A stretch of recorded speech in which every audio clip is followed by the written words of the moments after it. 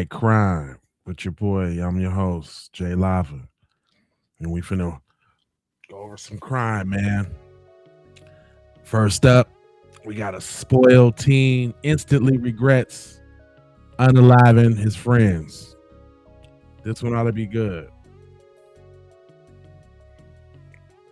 Let's get right on into it. I have your son in the back seat of the patrol car. He took two people's lives today in your house. I cannot believe this. This is insanity. But the details of this tragedy only get wilder. While Connor unloaded his weapon on two of his friends, a third friend heard everything after locking himself in the bathroom about 5 feet away. Open the door with your hands. It's just me. I'm in crushes. After making sure the surviving friend wasn't hiding any weapons, the officers escorted him outside to take his statement. We literally not even 2 minutes of being in the house. We come in, he's on the couch or something. He stands up. I walk right to the bathroom. I have to pee. And then I heard 2 long gunshots and everybody was quiet. And I felt like I could hear laughing, but I think it was just them breathing. And Connor was like, what have I done? What have I done? And started crying. I don't know where y'all found him, but I thought he was going to shoot through the door or something. And Connor was like, what have I done? What have I done? Perhaps the most intriguing part of this case is that the shooter, Connor Hilton, had no motive and no history of violence whatsoever. Even when the officers first arrived on the scene, Connor was waiting outside for them and seemed mortified by his own actions. I screwed out so bad. Somebody hurt? Who's hurt? People. Teenage males. Okay. I think they're deceased. There is a walkway.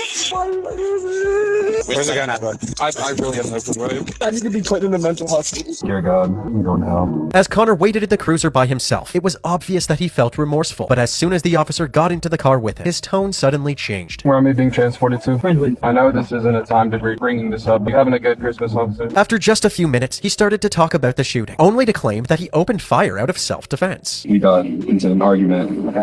Ethan tried to grab me and I got freaked out and he tried to grab for my throat. What Connor just said was that during the few minutes that he and his friends were at his house, one of the victims, 18-year-old Ethan Riley, started an argument with him. Ethan then became physical with Connor and attempted to choke him. So Connor freaked out and opened fire, hitting both Ethan and the other victim, 19-year-old Benjamin Bleak. But there was one problem. This story didn't align with the evidence at all. Not only were there no signs of a struggle, but the witness who called 911 didn't see or hear any arguments break out. When Connor arrived at the police station, one of the detectives was already there ready to swab Connor's hands for evidence. Do you know my parents are here? Yeah, I think your mom and dad. He was then brought into an interrogation room for questioning. Listen, what I gotta do? Just read me my Miranda rights. I have the right to return you. Well, yeah, but I wanna read them, man. As they got into the questions, Connor began panicking, so they did their best to calm him down. Listen to the boy. I don't know you, man. You know, I'm trying to get to know you, right? Just trying to understand. Yes, sir. You just go straight to the chase. I don't know. It was the all that, like, idiot self had the speaker on the trigger. For some reason, it seemed that Connor had forgotten the story that he gave in the back of the cruiser. He tried to grab me and I freaked out. This claim of self-defense was already hard to believe, but he eventually told the detectives a new story that sounded even more ridiculous. Tell me how the gun goes off. It happened so fast. I really don't know. I was just standing next to Ethan. I don't know, but I... To paint a picture of Connor's second story, he is now saying that once he and his friends entered his house, he decided to show off his new gun when it unexpectedly fired. This story could explain how the first shot went off, but what about the second shot? So I've got 2 guys that are both been shot in the head. How does that happen as an accident? That's what I want you to explain to me. With just a little bit of pushback from the detectives, Connor gave in and told them everything. You know what, I need to be honest with you guys. I just need to be... Oh my God. Okay, I've had homicidal thoughts for so long. I went up to Ethan and just... Oh my God. I have your... He closed the door and I didn't kill him. I'm so evil. I'm sorry for lying, you guys. I'm really sorry. But the idea of murder is just super interesting for me. I don't know why. I don't know why. What did you think you were going to be able to achieve to help you by doing this tonight? Was it something you felt you had to do to be able to get this pressure off of you? Yes, you said it right there. That's the exact word. As far as Connor could tell, there was no rhyme or reason for his urge to commit murder. That being said, the detectives wondered why he didn't try to kill his third friend, the one who was in the bathroom during the shooting. I think he closed the bathroom door. I thought it was risky to either shoot through the door or go, because he locked the door. I'm so glad that he closed the door and I didn't kill him. I'm so evil. I convinced my mom to buy that gun for me so I can shoot somebody. And this feels so much. In retrospect, Johnny's buying her mentally ill and underage son a firearm probably wasn't the best move. But according to her, she had no idea about her son's dangerous mental state and didn't... Sure, she didn't know. see a problem with buying him a gun. What was the reason for buying the gun? He wanted to get it. However, the investigation would later show that Connor was seeing a psychiatrist for severe anxiety and other mental issues. Johnny's also allowed Connor to self-medicate at home with marijuana and alcohol, but this resulted in Connor forming dependencies on these substances. Despite these factors, Connor's parents frequently took him to the gun range without asking his doctor if he was mentally fit to be handling weapons. On top of all of this, Connor slowly started isolating himself from his friend group and began posting videos of himself playing with firearms from his mom's safe. He became hyper-fixated on true crime videos, sometimes saying that he wanted to become a homicide detective, and other times saying that he wanted to kill people. And just hours before the shooting, he posted a selfie on Instagram with the song Who Is Freddie Dredd playing in the background, and the lyrics were about killing people. It was clear that Connor had an unhealthy obsession with the content he was consuming, and it seemed that Connor's parents didn't see his concerning behavior as a cry for help. What I did was wrong. I need to do the punishment. I know that. But I also need help. I need some help. The interview was wrapped up, and Connor was escorted to a holding cell. While he was in jail, he made a phone call to his mom telling her the same things he told the detectives. Mom, I need help. I know, sweetheart. It's okay. We'll get it for you, okay? I did a very bad thing. The next day on Christmas Eve, his parents were able to post his $1 million bond, allowing him to spend Christmas Day at home, the same home where the shooting took place. At least until 6 p.m., when he was indicted for murder, and the police were back at his doorstep to arrest him. With their guns drawn, Friendswood police swarm the home of a 17-year-old, now murder suspect. Friendswood Police Department, we have a warrant. Come open the door now. Still no movement from inside the home. The officer gets back on the bullhorn. We have a warrant. Come to the door. Is he here? Where's he at? Where's he at? There, he's right there. Hey. Hands. Show me your hands. Turn around. Face away from me. You're under arrest for murder, okay, bro? Come on. May I give him a hug? Sure. No, it's not. Connor was escorted to the back of a police cruiser yet again and sent back to jail. The next day, he pled not guilty to his charges. Another $1 million bond was set, this time with strict conditions, including 24-hour house arrest, a GPS monitor, surrendering his passport, no social media access, and no contact with the victim's family. Are you Connor's parents? No, ma'am. Are you family members? We are. He was charged with murder. Okay, yeah. Any comment on that? That's not me. No comment. What about his $1 million bond? Do family members plan to bail him out this time? No information on that, ma'am. Once again, his family posted his bond within days, and he remained at home with his mom while awaiting his trial. I've met with... Damn, I wish I had the kind of family Connor got. They posted $2 million bills. Jeez Louise. him on multiple occasions. He comes across as a very remorseful, who is just kind of one of your typical 17-year-old high school students. So it was very shocking. We are just now getting the evidence in the case. While Connor's defense team started preparing for trial, his peers at Friendswood High School were still processing this tragic event. You see it everywhere on social media, on news articles. Senior Alex Leoviondo says he knew victim Ethan Riley for years. This is a photo of the 18-year-old from a GoFundMe page set up to help pay for funeral expenses. I have him in my English class and I'm just going to look around. It's just going to be an empty seat. I don't think I'm ready for that. Friendswood police say Riley was fatally shot last Saturday by 17-year-old Connor Hilton at his family's home here on LaSalle Street. On August 25th, 2025, a hearing was held to decide whether or not the defense could introduce a certain witness during the trial. Dr. Bremner is a professor of psychiatry and radiology. His professional opinion was that at the time of the murder, Connor was in a state of psychosis due to his acne treatment. This opinion was based on a study Dr. Bremner conducted in 2005, which concluded... Did they say due to his acne treatment, he was in a state of psychosis? Clearasil had him crazy, y'all. I've never heard that. Oh my God. That the chemical in Connor's acne treatment had major effects on the human brain. Even right on the packaging, it mentions a possibility of psychosis and violent behavior. Get the heck Bill Monachek out of here. He started using that just for this case because they knew that it had that idiocy on the box. Did y'all hear that, y'all? I didn't know acne treatment can make you go crazy. Did you know that? Did you know? Apparently, Connor had used this treatment in the past, long before the shooting, but had to stop because it was affecting him emotionally. However, in January of 2023, 1 year before the shooting, he started using it again. The defense claimed that this was the start of his concerning behavior. And man, they wouldn't give a damn what a Negro was using on their face. Your ass will be in jail. They wouldn't give a damn. They wouldn't give a damn what kind of, they wouldn't care. You be in jail. That is that's privilegiado. Privilegizo. Over time, the homicidal thoughts slowly set in. Connor's history with his acne treatment, along with the fact that the prosecution couldn't pinpoint a motive, led Bremner to believe that Connor was experiencing a psychotic episode at the time of the shooting. The prosecution began questioning Dr. Bremner, and it became clear that his opinion was based on generalities and possibilities, not Connor's personal experience. I need you to draw a line and explain to me how Connor Hilton taking Accutane made him insane at the time of the offense. That's what happened with him. Have you ever performed a brain scan of Connor Hilton? No. To discredit Dr. Bremner's opinion even further, they pointed to a more recent study from November of 2023 that said Connor's acne treatment does not cause an increased risk of psychosis. They believed that Connor's state of mind was crystal clear based on his general wherewithal when the authorities arrived at the scene and his ability to tell right from wrong. Riley, there are no words to express how much we love you. Dear God, I'm going to hell. It's so evil. It was up to the judge to decide what Dr. Bremner's role would be in Connor's trial. It was determined that Dr. Bremner was allowed to testify for the defense, but only during the penalty phase, which would only take place if Connor is found guilty. Connor's trial was just weeks away at this point, and without an expert witness to support their claims, there was a high chance that he would be found guilty and potentially spend the rest of his life in prison. So just days later, Connor decided to take a plea deal. How do you plead to each of these charges? Guilty. The deal was that if Connor pled guilty to murder, he would only serve 50 years in prison, and he would be eligible for parole in just 25 years. Wow. At the plea hearing, those affected by Connor's actions were given the opportunity to speak to him directly. The first person to take the stand was Benjamin. Now, mind you, he murked two of his friends now, mind you.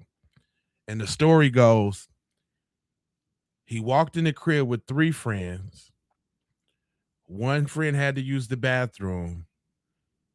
He pulled out the strap, bucked the other two, and didn't go after the one in the bathroom.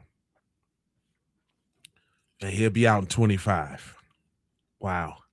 Bleak, one of Connor's victims. What we haven't told you up until this point is that both Ethan and Ben were actually clinging to life when the first responders arrived at Connor's house. They were rushed to the nearest ER, and although Ethan had ultimately succumbed to his gunshot wound, Ben made a miraculous recovery. He was paralyzed on the right side of his body, so he spent over a month in physiotherapy, regaining his motor skills and physical strength. Eventually, he was able to walk, talk, and eat, but his memory from the night of the shooting never came back. He learned about the shooting and Ethan's death when he saw an online news article about it on his mom's phone. In Ben's own words, he was furious. Stop sniveling, stop crying. You did this to yourself. The grief you have caused the Rileys and my own family, I will never forgive you. After Ben's statement, his mom, Shannon Bleak, who was with Ben every step of the way throughout his recovery, got on the stand and scolded Connor's mom. We are all living this nightmare because a mother chose not to tell her son no when he asked her to buy a gun. Shame on you. Ethan's father also said his piece, reflecting on the wonderful person his son was. I sit here with so much love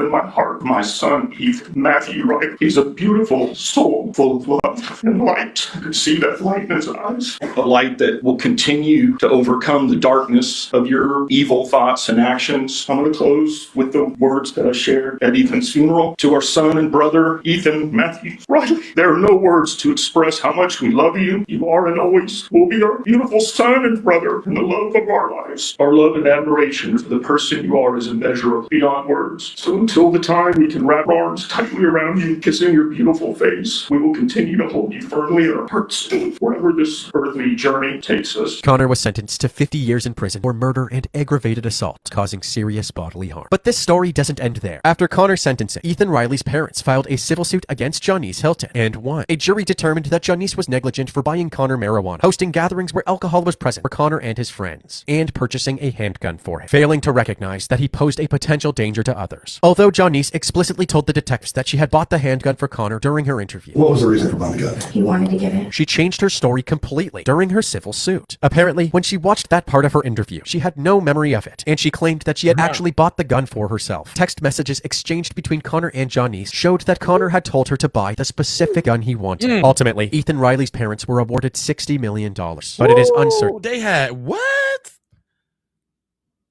Gee, no wonder he was getting out of jail like that. How much of that money the Rileys will be able to collect from Janice. Shortly after this decision, Janice Hilton sold her house and moved out of Friendswood. As for Connor, he currently resides at the George Beto unit in Tennessee Colony, Texas, and will be eligible for parole in the year 2050. Right. Ooh, sheesh, we just gonna keep it rolling. Said daughter leaves her police to her father's deadly murder rampage. It just kicks it right off the bat. Florida SWAT are in the middle of a multi-hour rescue operation after a deranged father just shot his wife in front of their own children. Dang. Go. We're gonna make sure we get everybody. Go. He's got a rifle. Okay? He got a rifle? As far back as you can go. In the middle of this chaos, police are racing against the clock to save the wounded mother trapped inside, leaving them with no choice but to get creative, even if it means using the shooter's own children to bring the standoff to an end. He already said he's not coming out until you guys kill him. Oh yeah, he's in the hallway. He shot the drone. Hold back! It's approximately 6 p.m. on a Saturday evening in an upper-class lakefront neighborhood in St. Cloud, Florida. Inside one of the homes, a heated argument erupts between 48-year-old Jose and his wife Lizvette, one that's about to completely spiral out of control.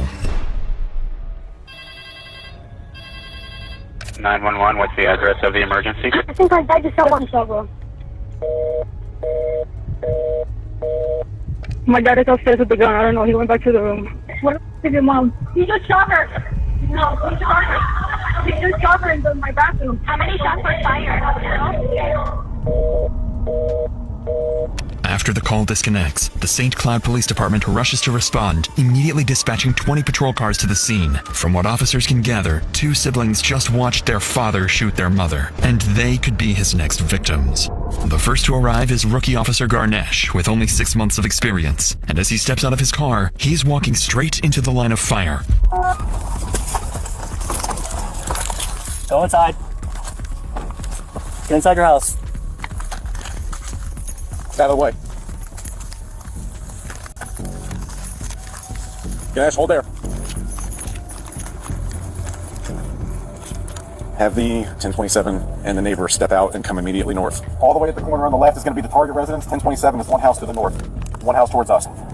Officer Garnesh and his partner are positioned roughly 70 feet away from the active shooter's house, waiting for backup. Moments later, additional units arrive, along with K-9 quickly surrounding the home from both the east and west. Leading the operation is Sergeant Patrick Mannix. With nearly a decade in law enforcement and awards including Hero of the Year, he's earned a reputation for doing whatever it takes to protect innocent lives. So, knowing a civilian hostage may be critically wounded inside, Mannix understands the clock is working against him. So he quickly devises an extremely bold strategy, completely unaware of the danger he's about to send his men directly into.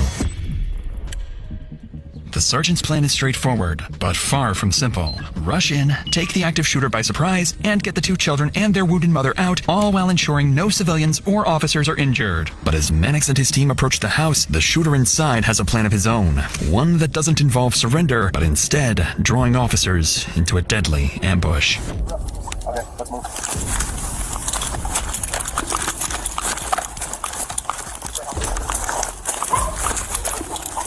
This house should be the 1027.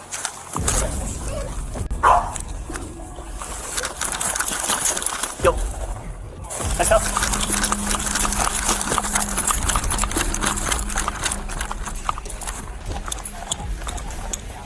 St. Cloud Police Department, make yourself known! Hold on, I think it's the next one. Shot fire! Hold back! We up in here. I'm back, baby. Corey, can you make sure I don't have any blood on me anywhere? Because he shot at me. I didn't feel anything, but alright. The shooter fires, but the round strikes the door instead, miraculously missing Sergeant Mannix by less than an inch. But as Mannix and his men retreat to cover, a critical problem remains. Officers have yet to secure the south side of the property, which leads directly into a nearby park. However, rushing over there now would expose them to gunfire from the numerous windows surrounding the home. So, faced with this reality check, Mannix is forced to rethink the strategy from the ground up. You're not going to. Stay with me. With tension rising by the second, SWAT finally arrives on scene along with a sniper and a drone operator, giving Mannix his best chance yet to contain the shooter. And, as fate would have it, the most dangerous assignment, securing the back of the house, falls to Officer Garnesh. So with a wounded mother and 2 children still trapped inside, this rookie officer is about to face the most dangerous moment of his career. Somebody go to the back! Go to the back! Take 2. Come on. Go and help him up.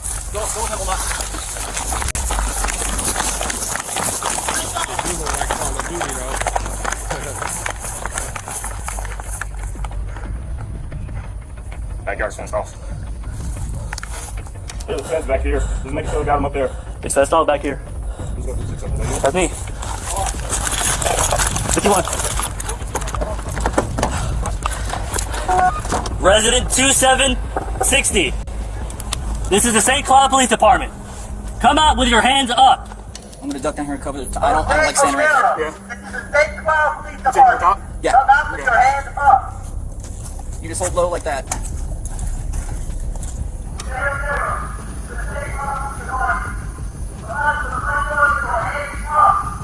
As Officer Garnesh continues issuing commands, SWAT has now surrounded the house from all directions, while a sniper maintains visual on the front entrance. And for the first time since the standoff began, police finally have gained the upper hand. With the standoff closing in on the 1 hour mark, one officer decides it's time to deploy a drone, hoping to locate both the shooter and the wounded victim inside. But what seems like a smart tactical move is about to escalate the standoff even further.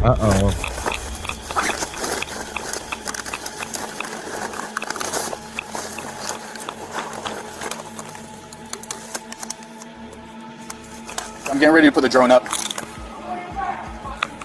Come on, come on, come on, come on, come on.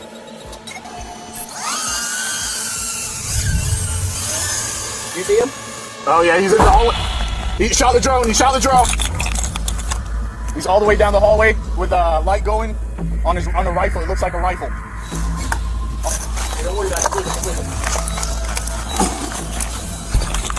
it. Was we all looking at the same drone footage? How could he see all the way? That was incredible drone footage. If you can see all the way down, that was incredible. But you can see through the front door? Yeah. See him? Yeah. Despite successfully locating the shooter, the drone is shot down, making the suspect even more agitated. But even more concerning, there has still been no update on the two children inside or their injured mother until now. Suddenly, officers notice movement, and within seconds, the entire scene descends into chaos. We're sending people from the house just north down the street towards This is supposed to be LT, real they're sending footage. people our way. Get up, go. Right here, over here, come on. 264 now is being evacuated. Stay right here, buddy, stay right here. Go! Go! We're gonna make sure we get everybody. Go! Get behind the cars, get behind the engine. Come on. You're not going to. Stay with me. Stay behind this. He's got a rifle, okay? You got a rifle? As far back as you can go. Please, just stay behind vehicles. Amid the chaos, officers successfully evacuate the captive children and nearby families, rushing them behind cover several houses away. A 10-year-old boy and his 24-year-old sister tell officers that the shooter inside is their father, Jose Fontanez, and the woman who was shot is their mother, Lisbeth Figueroa. And despite being terrified and shaken, both children are still willing to help, unaware they're about to become the key to the entire operation. You're not going to. Stay with me. With tension rising by the second, SWAT finally arrives on scene along with a sniper and a drone operator, giving Mannix his best chance yet to contain the shooter. And, as fate would have it, the most dangerous assignment, securing the back of the house, falls to Officer Garnesh. So with a wounded mother, with time quickly running out for the children's mother, Sergeant Mannix shifts his focus towards making direct contact with Jose, hoping negotiators can convince him to surrender before anyone else gets hurt. But interestingly, officers are about to realize the only people capable of reaching the father and finally bringing the standoff to an end are his own children. Are we trying to get that number for him? I keep doing they keep asking for it, but I don't know if they ever came through. I'll find out. Thank you. LT, do you want to put a page out to patrol and have everybody? The officer was telling me, the one that is outside my house, I'm the next door neighbor. He was telling me that if we got his phone number. So who knows Jose Ortega? They are his kids. Okay, does anyone have a number for Jose? Yes. Okay, can I get the number? Procedure should have it. What does your dad do? What is his job? He builds like boats. Okay, how many guns does he have? They have one that's they had a license. Is it a pistol, a rifle? I'm not sure. That's a handgun, bigger gun? Yes. Handgun? Okay. Does he have any military experience? No. Where are you at? Alright, thank you. Give me 1 second, stay right here, okay? Dad's in construction, he has one single handgun. No military, no law enforcement experience. Do we know who should be in the house? They said, I think mom, but I'll double check. Find out who I've got a number. Okay. Who's supposed to be in the house? It was me and him, the dog, and my mom and the father. Okay, so only people in there right now should be your mom and your father. Yes. Thanks to the rescued children, police have now learned crucial information about Jose, not least his phone number. So with a direct line to Jose finally established, negotiators would attempt to initiate contact, only to encounter an obstacle they never saw coming. If you want to try and make contact, that's fine. I don't know if he'll answer. Like he said, mom or daughter said she wasn't answering to him. We'll try. But... Hey, Jose. This is Patrick in St. Cup. How you doing? I believe we have one to 40. Jose, can you hear me? No English? Okay. Yeah, any English at all? Sure. What do you need? Do you need Spanish? Okay. Un momento, okay? He was shooting at the cop. Does your dad speak any English? He doesn't speak any English. No unit on task. I need one Spanish speaking officer to my position and not one submit for CMT translation. I can get Cologne to you. I'll send him now. When we get an action, we'll just have them come up and fill here. I'll cover for now. All right. Just as officers believe they're finally making progress, they discover their suspect doesn't speak any English. It was already a stroke of luck that Jose answered the officer's call in the first place. But now, they're forced to wait even longer for Officer Colon, a Spanish-speaking officer, to arrive on scene. While they wait, investigators can't afford to sit still, so they turn back to the children for answers. Because if they can uncover Jose's motive behind all of this, they may be finally able to understand how exactly to stop him. Officers are about to uncover crucial information that will finally shed some light on Jose's motives. So you two were the only ones in the actual house at the time? Yes. Okay, who called 911 originally? We all, and then I was like. So originally, who was the first person to call though? I really don't know. I just heard. I heard. Okay, so you two were in the house with mom and dad originally. You guys heard shots and you guys left, or? I ran upstairs. He was screaming for my name. He shot me in front of me. What did you see exactly? I saw my mom running, telling him to stop.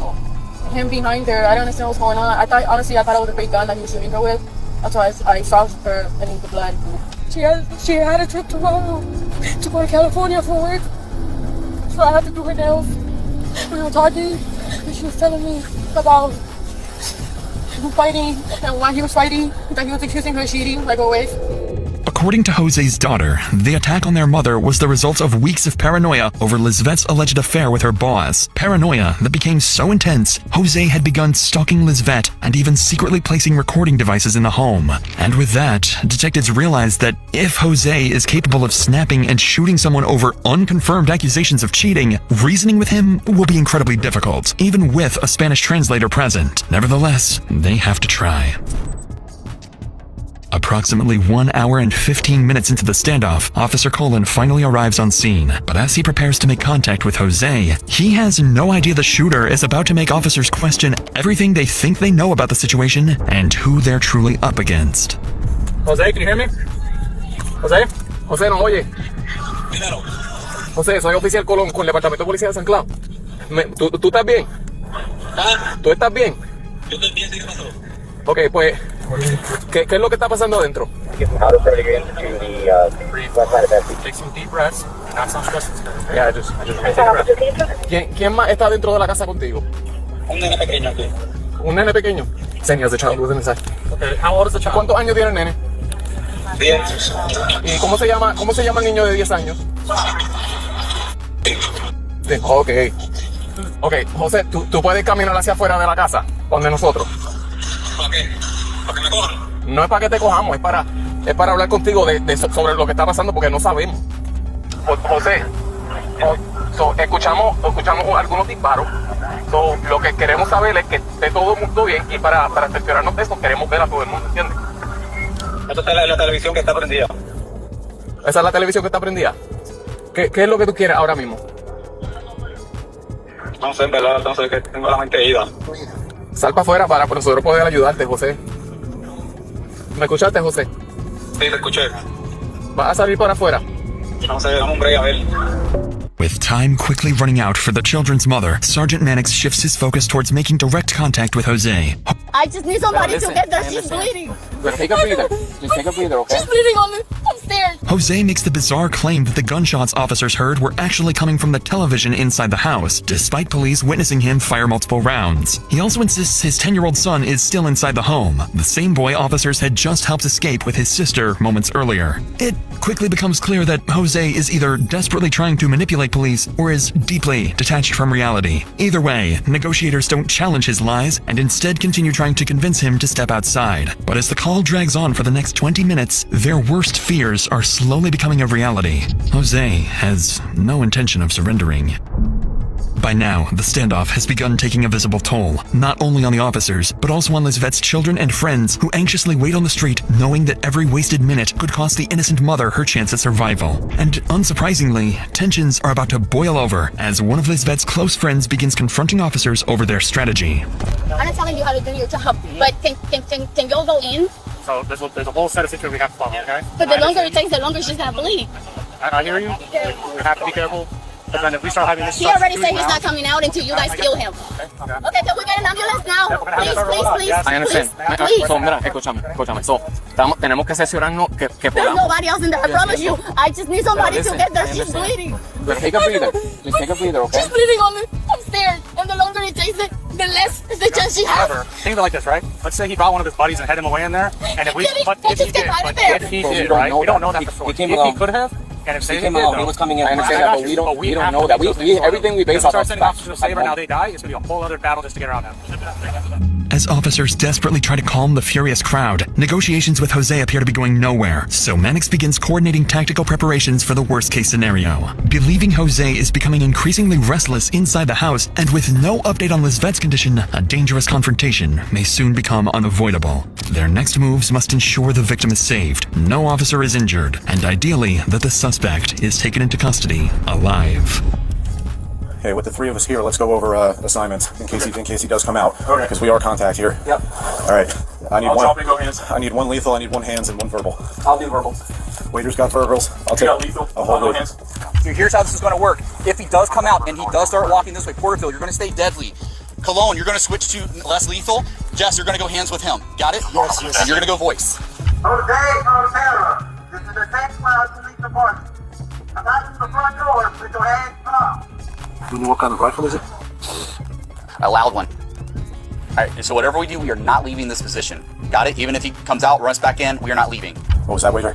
I said if he starts fighting with him on the ground and we see there's nothing visible in his hands, I'm gonna sling this taser. With Sergeant Mannix's plan now set in motion, officers hold their positions, waiting for the green light on whether Jose will surrender or whether they'll be forced to escalate the situation and make entry. But unbeknownst to Sergeant Mannix, he's no longer at the center of what happens next, as the final phase of the standoff is about to be initiated not by him, but by Jose's own son. At this point, with Jose continuing to resist police commands, his daughter attempts to call him herself, desperately trying to convince him to surrender, but the call goes unanswered. Then Jose's 10-year-old son tries calling him, and this time, the call connects. The father and son speak for several minutes before Jose suddenly hangs up. Although it's unclear exactly what was said, moments later, Jose calls officers back with an update they never saw coming. Jose, ¿me oye? Oficial Colón otra vez. Ok, ¿estás bien? Hey, ¿Por qué tú? yo me voy a entregar. ¿Te vas a entregar? Sí, voy a salir, me voy a entregar. Ok, José, hazme caso. Cuando salga para afuera, sal con las manos arriba, ¿ok? ¿Tengo la pistola aquí? Deja las pistolas ahí mismo. Ya, vas a salir por la puerta de frente sin armas, sin nada, ¿ok? Si te puedes quitar la camisa, mejor todavía. Against all odds, Jose suddenly says he's ready to surrender. With adrenaline racing for everyone on the scene, officers hold their position from all directions, while the sniper watches over the front entrance, anxiously waiting for Jose to emerge. But after everything that's happened, police have no way of knowing whether he's telling the truth or setting up one final ambush. Only wager on verbals. Only wager on verbals. Only wager on verbals. Stay off PA once he makes his exit.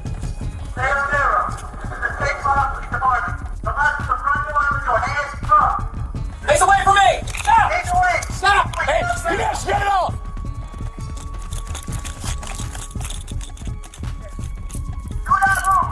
I just need somebody to get there. She's bleeding. Just take a breather. Just take a breather, okay? Put your hands out! Put your hands out! Don't move!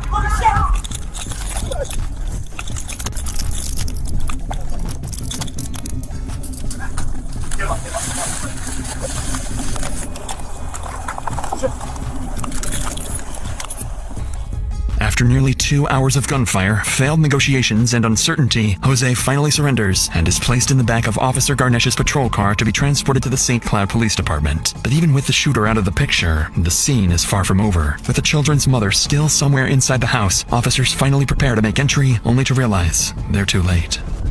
As officers move through the home, up the stairs, and into the bathroom, they make a devastating discovery. The children's mother, Lisbeth, lies deceased beside 5 spent 9mm casings in a pool of her own blood. Standing beside her body, officers are left wondering whether they could have done things differently, and whether entering sooner might have ultimately changed the outcome.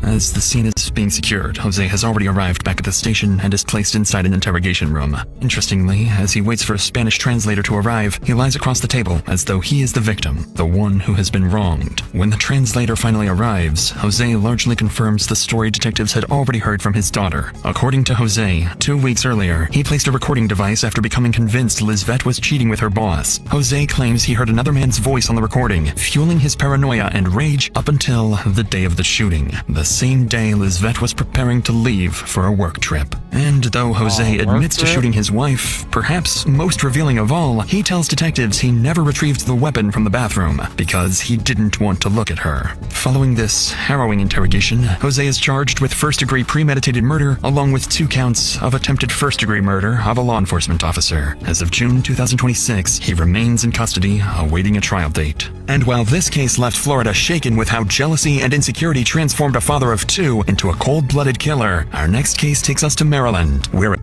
Nah, we ain't going to that case. I got another case for y'all. Teen lures boy to his death and thinks she can get away with it.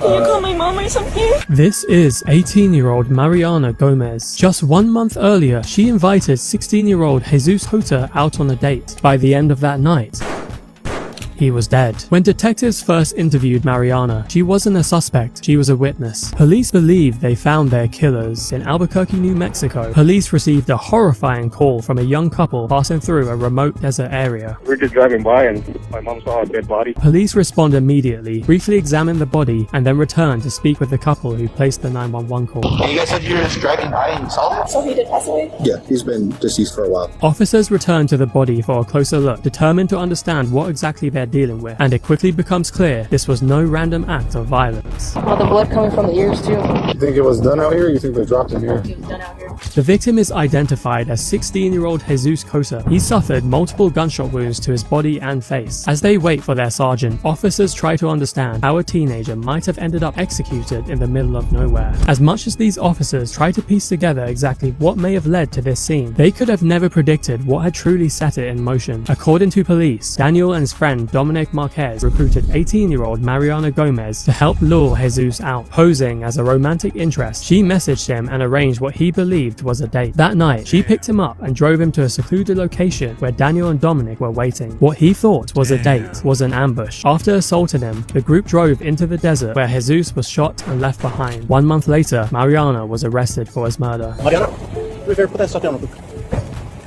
to drop your bag as well? Are you guys gonna grab this? We'll take care of everything. Thank you. Thanks for being cooperative with us. Can you call my mom or something? Is your mom working right now? No, she's not. She's at the house. Mariana is taken into custody, but this isn't her first time speaking to police. Days earlier, she sat across from detectives as a witness. What she didn't realize was that investigators were already building their case against her. Phone records placed her in direct contact with Jesus just hours before his death. She wasn't a witness anymore. She was about to be charged with murder. Hello, Mariana. Surprised to see me again. Just to kind of explain a little bit about what's going on. You see the person? Great. If you remember that person, great. If you don't, it's not a big deal. All right, so you are under arrest. You have a warrant for first-degree murder, kidnapping, robbery, conspiracy, and tampering with evidence. Wait, can you explain all that to me? Sure. First-degree murder, because it was planned out. You guys talked about it, blah, blah, blah, all the whole 9 yards. You were, to some degree, a direct participant in what happened to Leno. I know you didn't pull the trigger, but you were an active participant. I've talked to everybody else. They told me their story. It pretty much matches up with what you told me, minus a few things, which I'd like to just talk with you about. You guys were talking about taking money, laughing about it, splitting it 3 ways. But I never agreed on that too. I know, but you guys talked about it.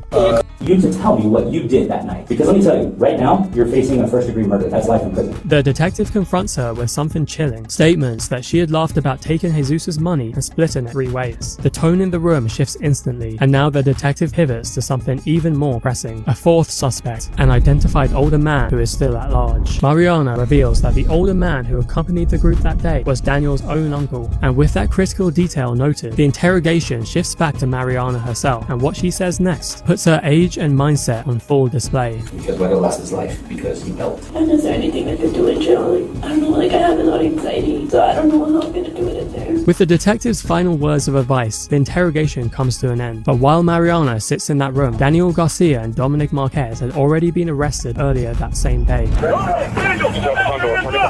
Hands up! Police! All of you! We have both targets in custody. Detectives take the two high school students back to the station for questioning. Because Dominic is only 17, his mother accompanies him, and it doesn't take long for the seriousness of the charges to set in. Dominic refuses to answer questions about the case, a right many suspects forget they even have. Daniel, however, makes a different choice, and what he reveals in that interrogation room only makes it worse for both of them. Daniel, I don't think you're a bad kid. I got nothing against you. I don't know you. I've never met you before in my life. It's your chance to be honest about what happened, okay? I know you didn't do that because I've looked at your phone records. You are 18 now. You have serious consequences for when you break the law, any law. So I need you to tell me what you did that night. Because let me tell you, right now, you're facing a first-degree murder. That's life in prison. That's what my warrant's for? First-degree murder, kidnapping, robbery, conspiracy, and tampering with evidence.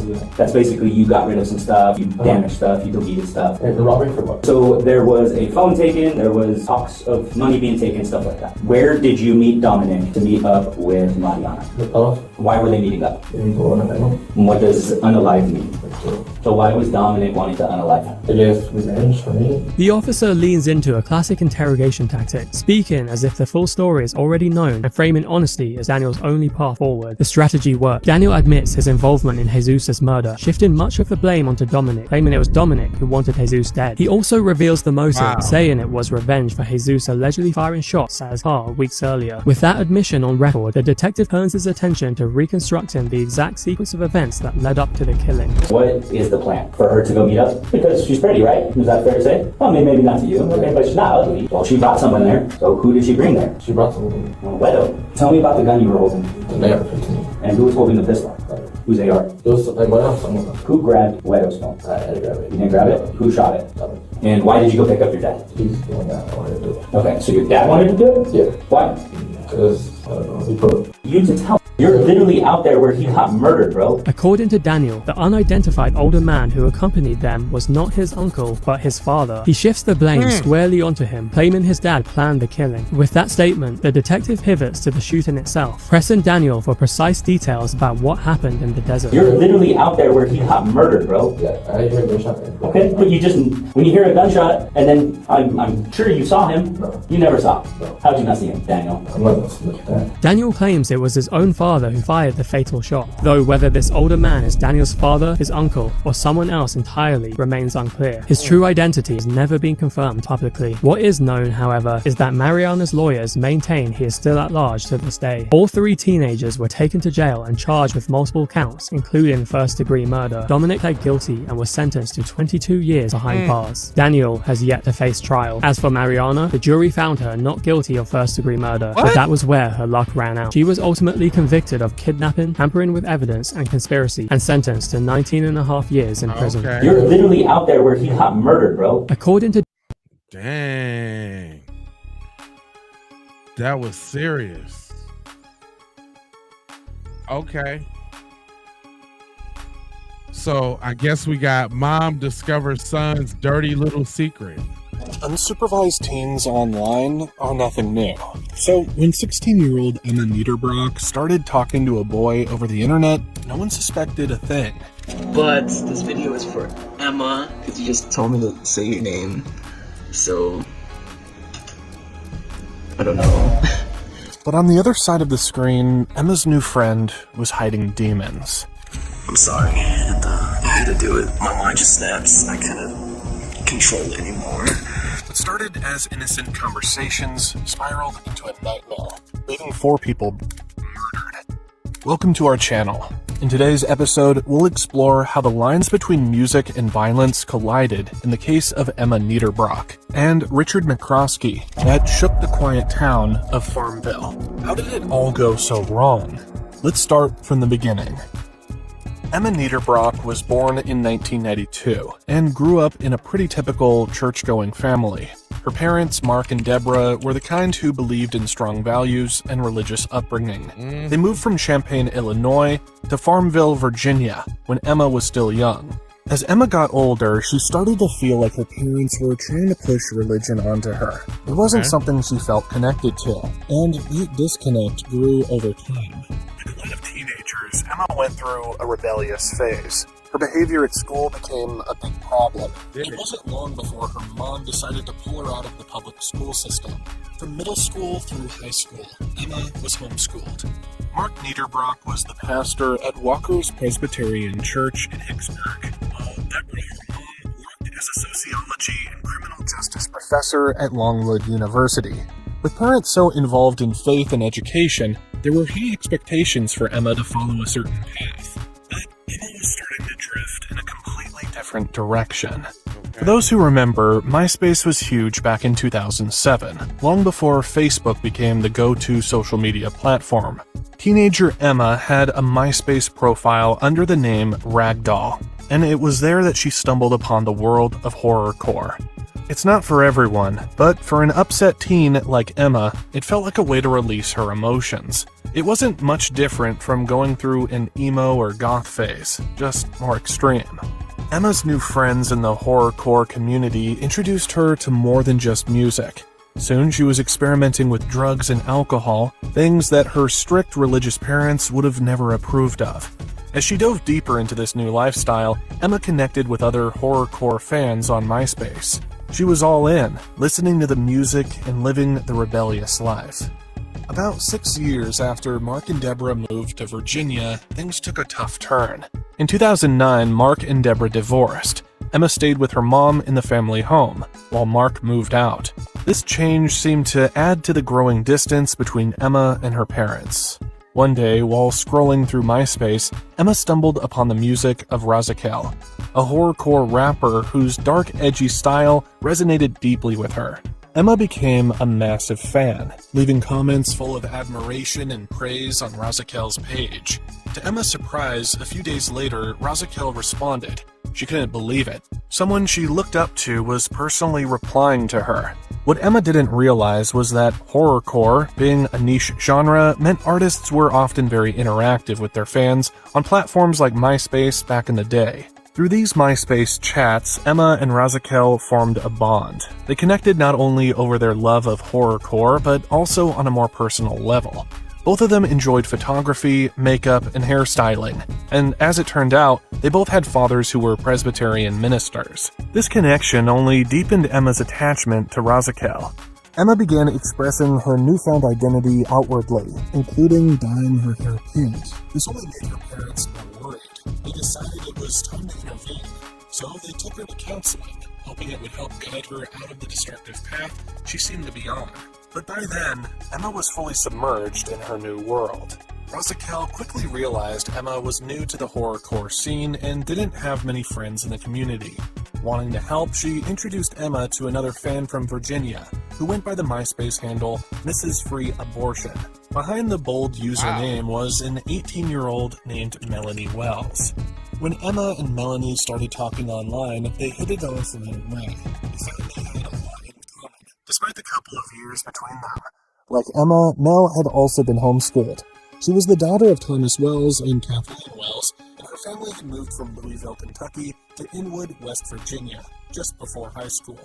Melanie dropped out of school and was studying for her high school equivalency diploma.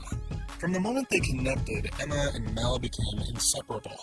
They bonded over their shared interests, and the more they talked, the closer they grew.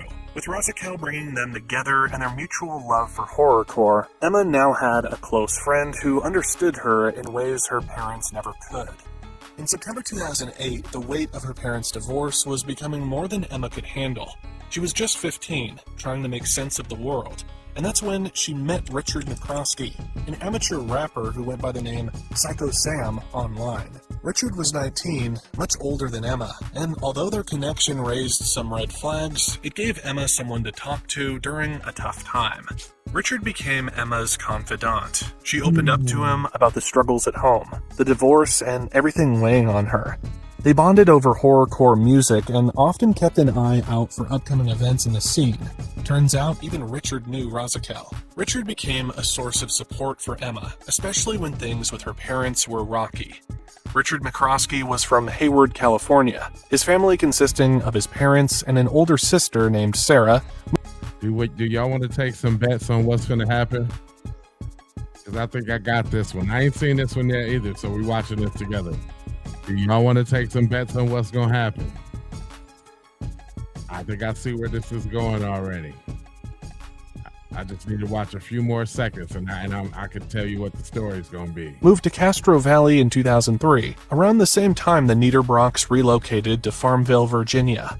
The McCroskey family wasn't particularly close, and Richard took it hard when his parents had problems of their own. He had trouble in school too. Bullied for being overweight and having red hair, he became an easy target.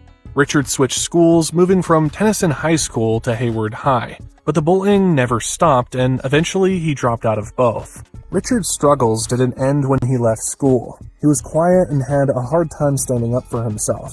With few friends and little confidence, he found comfort in the internet.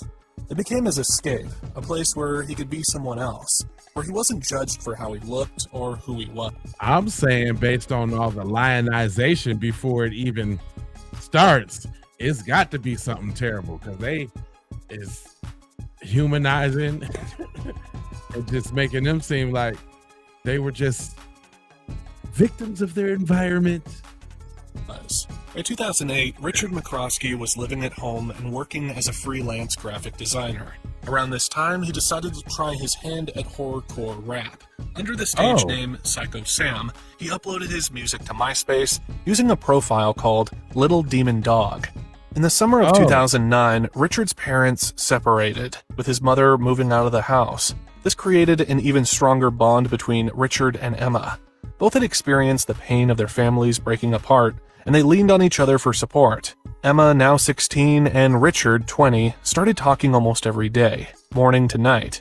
Richard saw Emma as more than just a friend. He considered her his girlfriend. She would send him— Hold on, but wasn't Richard way older than her? And the relationship was a problem? Wait a minute. But they said that Richard was older than her. That's the problem, Richard. Sweet, affectionate messages promising to love him forever. But at 16, Emma's feelings were typical of teenage romance, which we all know can be fleeting. Even though they hadn't met in person, their connection grew through MySpace chats and photo exchanges. And I'm saying she wasn't 16. She was probably 14 or 15. They just tried to do the little 16 just for this, because consent is probably 16 in Virginia. They're tripping. They tried to smooth that one over real quick. One day, Emma got up the courage to ask Richard to send her a video of himself. Normally, Richard was socially awkward and wouldn't do something like that, but this was Emma, someone he cared about. So, he decided to make the video, even if it made him uncomfortable. Alright, so you wanted a video, and then you made me videos, so... And he said please, so... I'll make you this video, even though I'm not gonna, do anything. Because my room's kinda dirty, and... yeah, I don't want to show you my dirty room. But this video is for Emma, because you just told me to say your name. So... I don't know. I'll make you another video once clean, I promise. Unless you just want to see my wall. Because that's not dirty. But behind is dirty, so... That's not good. Emma came across an event happening on September 12th, 2009. An all-day horrorcore festival in... All I'm saying right then and there, just from the video...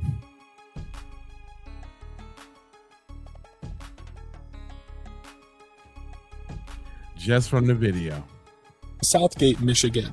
It was a big deal for her because she and her best friend, Melanie Wells, loved going to these kinds of events together, even though Melanie lived about 3.5 hours away in Inwood, West Virginia. The distance never stopped them from attending. When Emma told Richard about the festival, they thought it would be the perfect opportunity to finally meet in person. It was going to be their first ever in-person interaction, and for Emma, it felt like a date. But there was one catch. Emma's parents, they were understandably hesitant about their 16-year-old daughter meeting up with a 20-year-old man, especially since they'd never met him before. Since the divorce, Mark and Deborah had been trying to give Emma some breathing room, allowing her space to express herself and process everything. Really? After some discussion, they came up with a compromise that felt safe for everyone. Uh-oh. The plan was simple. Richard would first come stay with Emma and her mom Deborah so they could meet him in person. Once Deborah got to know him, both of Emma's parents, Mark and Deborah, would drive Emma, Melanie, and Richard to the festival in Southgate. While the three enjoyed the horrorcore event, Mark and Deborah would spend the day in the city, picking them up afterward and driving everyone back home. It seemed like a reasonable plan, a way for Emma to enjoy the festival and meet Richard in a controlled setting. But 16 and 20 is okay. I just want y'all to know that. Emma excitedly posted about it on MySpace. Next time you check your MySpace, you'll be at my house, she added. I love you so much, baby. Forever and for always. A day before the concert, Richard had set out from California to Virginia, and Emma was filled with excitement. Her best friend Melanie had already come over on the 7th of September 2009. Listen, fam, I got all girls.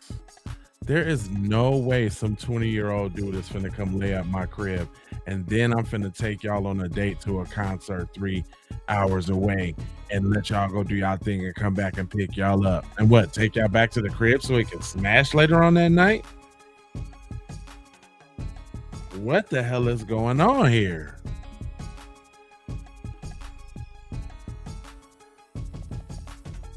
Yeah, that's crazy. The parents is cool with it. Stayed with her until the big day. But when Richard finally arrived, it was a shock for Emma. He looked nothing like his MySpace photos. Richard appeared much skinnier in person, shorter too, with gelled back hair. His online persona had painted a different picture, a confident, edgy 20-year-old who oozed swagger. But the Richard who stepped off that plane was shy and timid, more like a nervous teenage boy than the bold daredevil Emma had come to know online. Emma's reaction was less than enthusiastic. Did it? What? Bro, what are you talking about, man? It didn't say with. Did you see swagger in that video? I totally missed swagger. Can somebody help me find the swagger in that video, please? The hell is they talking about? It's a lot of excuse making in this video, and I don't like it. She barely looked at Richard or spoke to him. She was clearly disappointed. This was not the exciting, cool guy Emma had imagined from their months of chatting. What you thought he was a dweeb? What you thought he was? She's surprised she got a dweeb. Wow.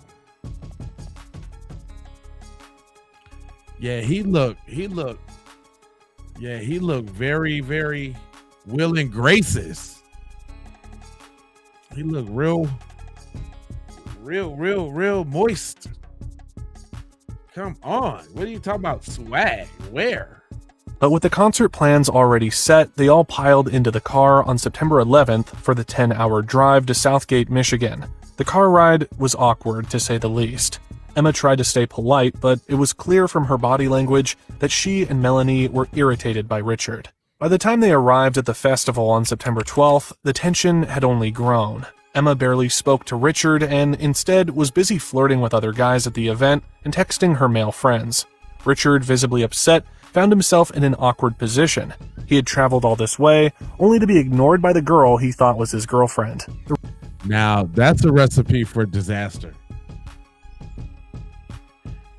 And oh Lord, don't let it be some black goth dudes around. Oh my God, that's oh my God. It wasn't some black dudes with some nose rings and eyebrow piercings, was it? Oh my God.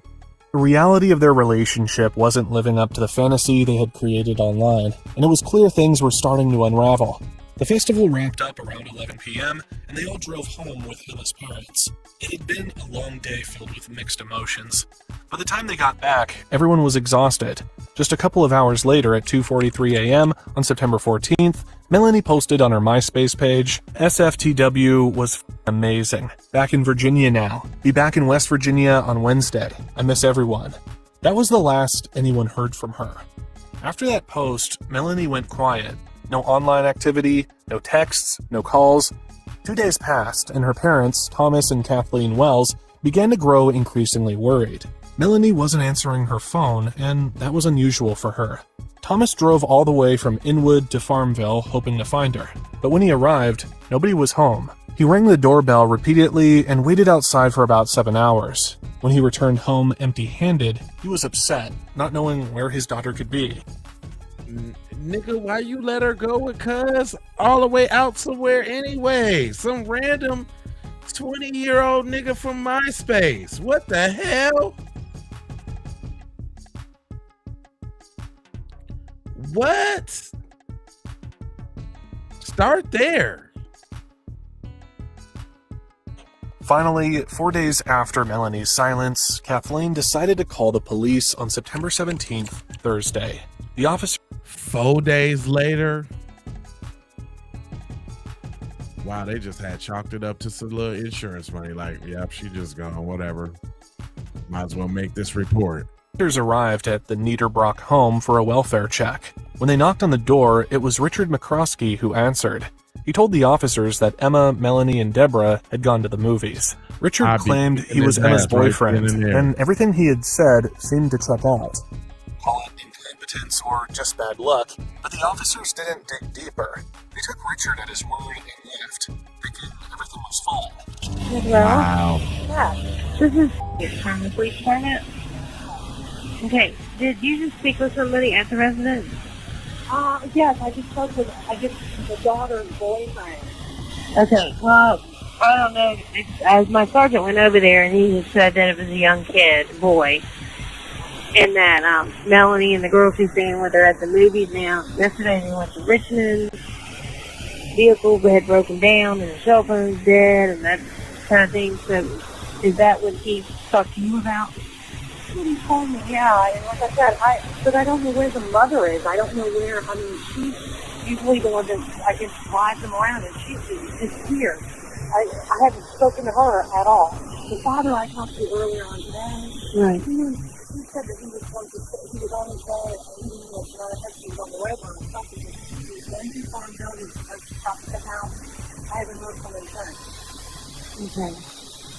Like I said, I'm at the point, I don't know. I mean, I don't know what to think at all.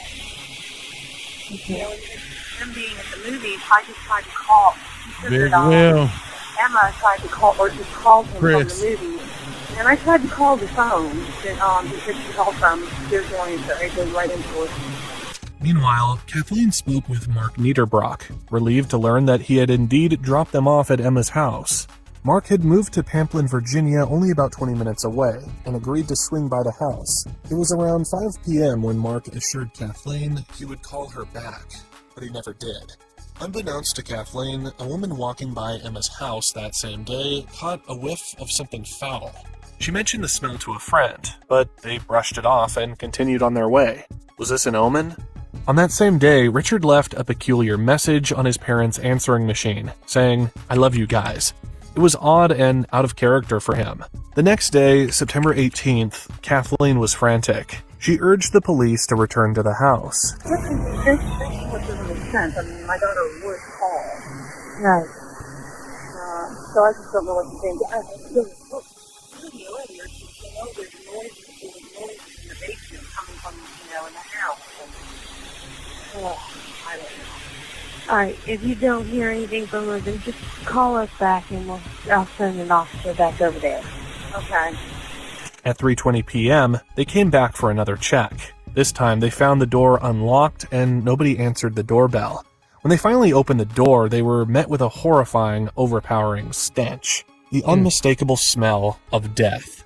With probable cause, they entered the house to search for answers. They headed to Emma's bedroom on the ground floor, and there they found 3 bodies. In an upstairs room, they found another body. The victims were later identified as Emma, Mark Niederbrock, Deborah Kelly, and Melanie Wells. The cause of death? Blunt force trauma. The police described the scene as so horrifying they wouldn't elaborate on the details, only confirming that all 4 victims had died from blunt force trauma. A manhunt for Richard McCroskey was soon declared, but Richard had already escaped, and several hours earlier, around 4 a.m. on Friday, September 18th, his car had gotten stuck in a ditch at the end of a driveway on Poorhouse Road. A police car and a tow truck arrived to help him. During this interaction, Richard was ticketed for driving without a license. He claimed he was using his girlfriend's dad's car. Richard told the officers that he planned to fly back home to California on Saturday. The police officer even arranged for Richard to hitch a ride in the same tow truck. During the trip, the driver noticed red marks on Richard's neck that resembled hickeys. When the driver commented on them, Richard casually claimed that his girlfriend had given them to him. Inside the truck, the driver had to roll down the windows because Richard had a strong, unpleasant odor. He dropped him off at a gas station at 6 a.m. Once at the gas station, Richard called a cab to take him to Richmond International Airport. In a strange turn of events, the taxi was pulled over by a police officer for speeding. Remarkably unconcerned, Richard calmly exited the vehicle and lit a cigarette by the side of the road while the situation was sorted out. It was as if he had no worries at all. Even after 2 very close calls with the police, little did anyone know the true horror he had left in his wake. The search for Richard was now a race against time, with the authorities desperate to bring him in before he could disappear completely. But then, Rosakel's boyfriend, Andres Shrim, called the police. Shrim reported that one of Richard's friends had spoken to him recently. This friend mentioned that Richard was noticeably upset and had made some disturbing comments, including that he had killed someone, maybe even a couple of people. With this information, the police were now certain that Richard was the perpetrator behind the murders. They circulated a photo of him in an attempt to track him down. What they didn't know was that Richard had left behind a piece of paper at the crime scene containing the exact address of the airport. His grand escape plan had been to wait at the airport for a flight in 2 days. At some point, Richard must have panicked. He attempted to buy a ticket from an earlier flight, but it was too expensive. With no other options, he had no choice but to wait. While sitting at Richmond International Airport, he was finally arrested. Goofy. By Monday, the police had a warrant to search the McCloskey home in Castro Valley. They found phones and a computer belonging to Richard. As the pieces fell into place, the police started to decipher what had occurred and the true extent of Richard's actions. What happened was nothing short of a nightmare. Infuriated by Emma's indifference to his affection, Richard flew into a blind rage on September 15th. It started with Melanie, who was sleeping on the couch. She was the first to go, caught off guard and defenseless.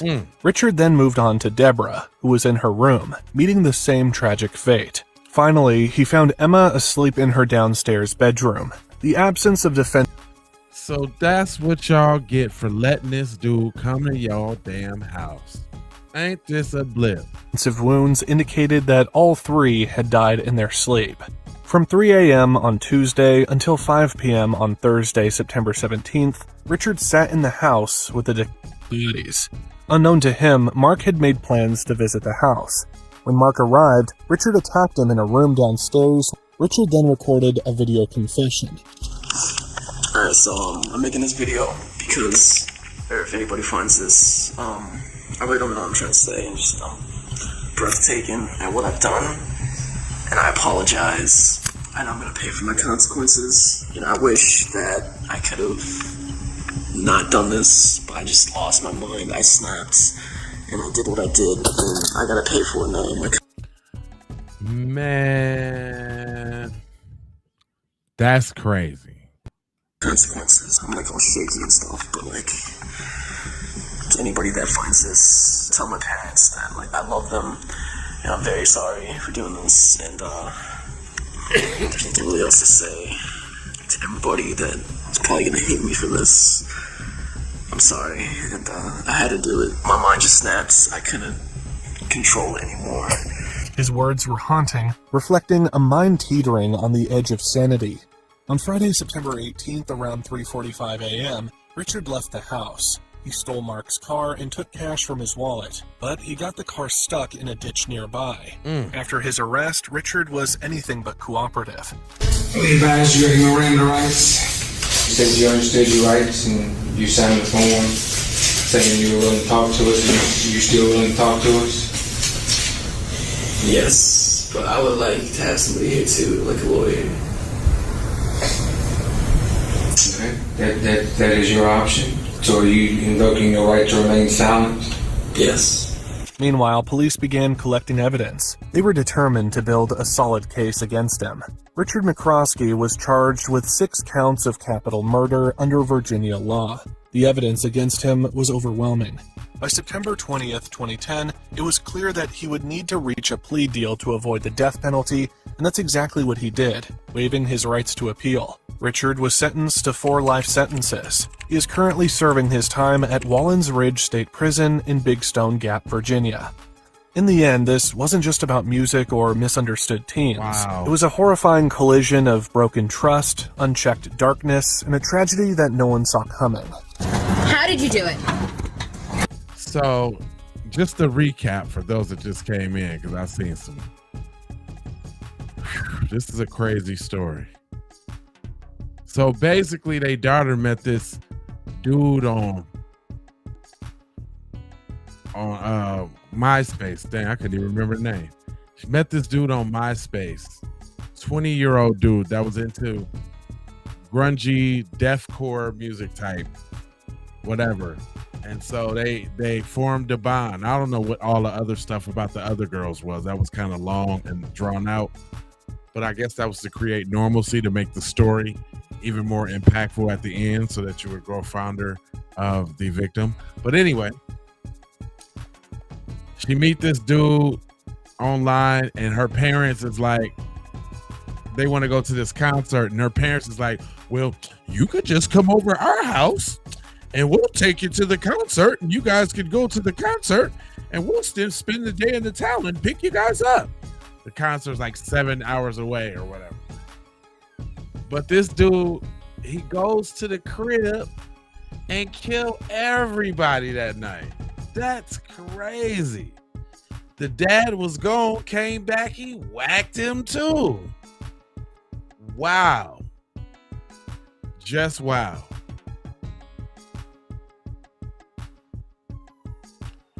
Yeah, them parents is out of pocket.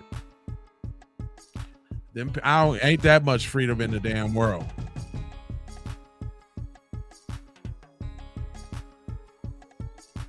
Not at no damn 16.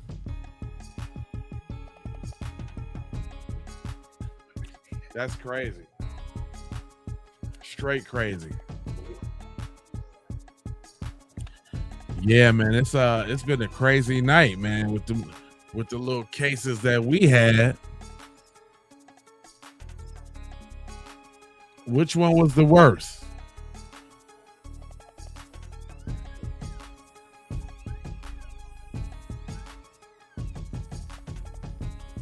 Which one do y'all think was the worst?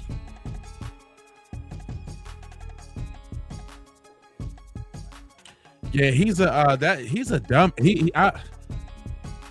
It's you know what that, and I didn't really do that on purpose.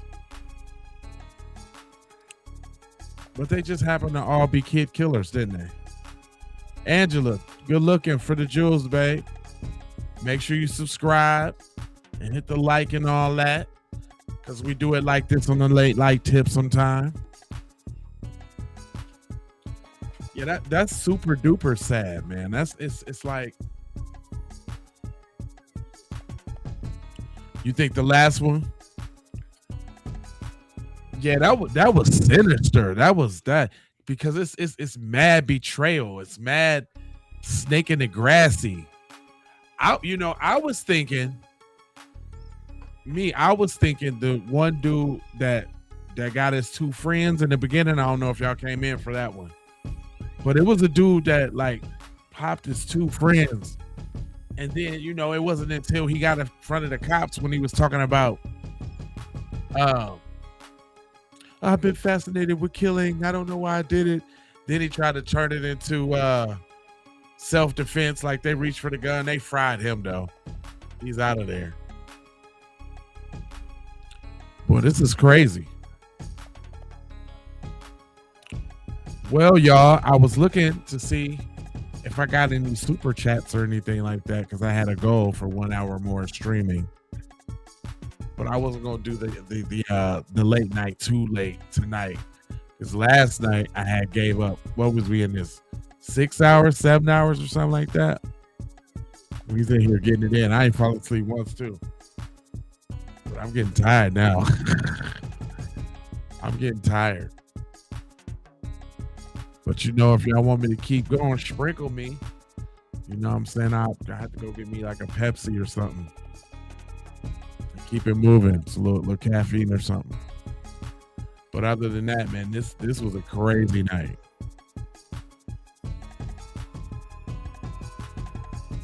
I guess I'm gonna use this for the crime music. It sound intense. It seemed like it blended in with everything that was going on. I think this is gonna be the crime music because the other one's too low. And the only reason I play the music is so to kind of disrupt some of the sound and some of the videos in case we try to copyright it. But it's whatever. I'm doing these more for fellowship. Here, keep going. I'm off tomorrow. What's up, Foxy? What's going down? All right, I might have to go get me a little stack. He said I had 2 hours of sleep, then had to go to work last night, Jay. Chris, fam. Hey, listen, I understand that in doing what I do, every video can't be about, you know what I'm saying, business.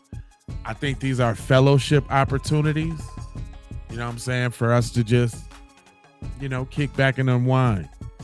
You know what I'm saying? And also learn. You learn a lot from these videos. What's unique about watching these videos is that you see people in situations that you wouldn't normally see them in, and you see just what people are capable of, or just what people would go to in the extreme of, So this is just not mind rot, okay, guys? So don't feel bad. This is not just mind rot. If you're paying attention and you're observing, there's a lot of jewels being dropped and a lot of lessons to be learned. Also, ways to look out for people who indulge in such behaviors, because it may be hard to think as those type of people unless you see them in action, right? You're a decent person. You don't think on those levels. But when you look at people act in such a way, then you get to see the framework of their actions.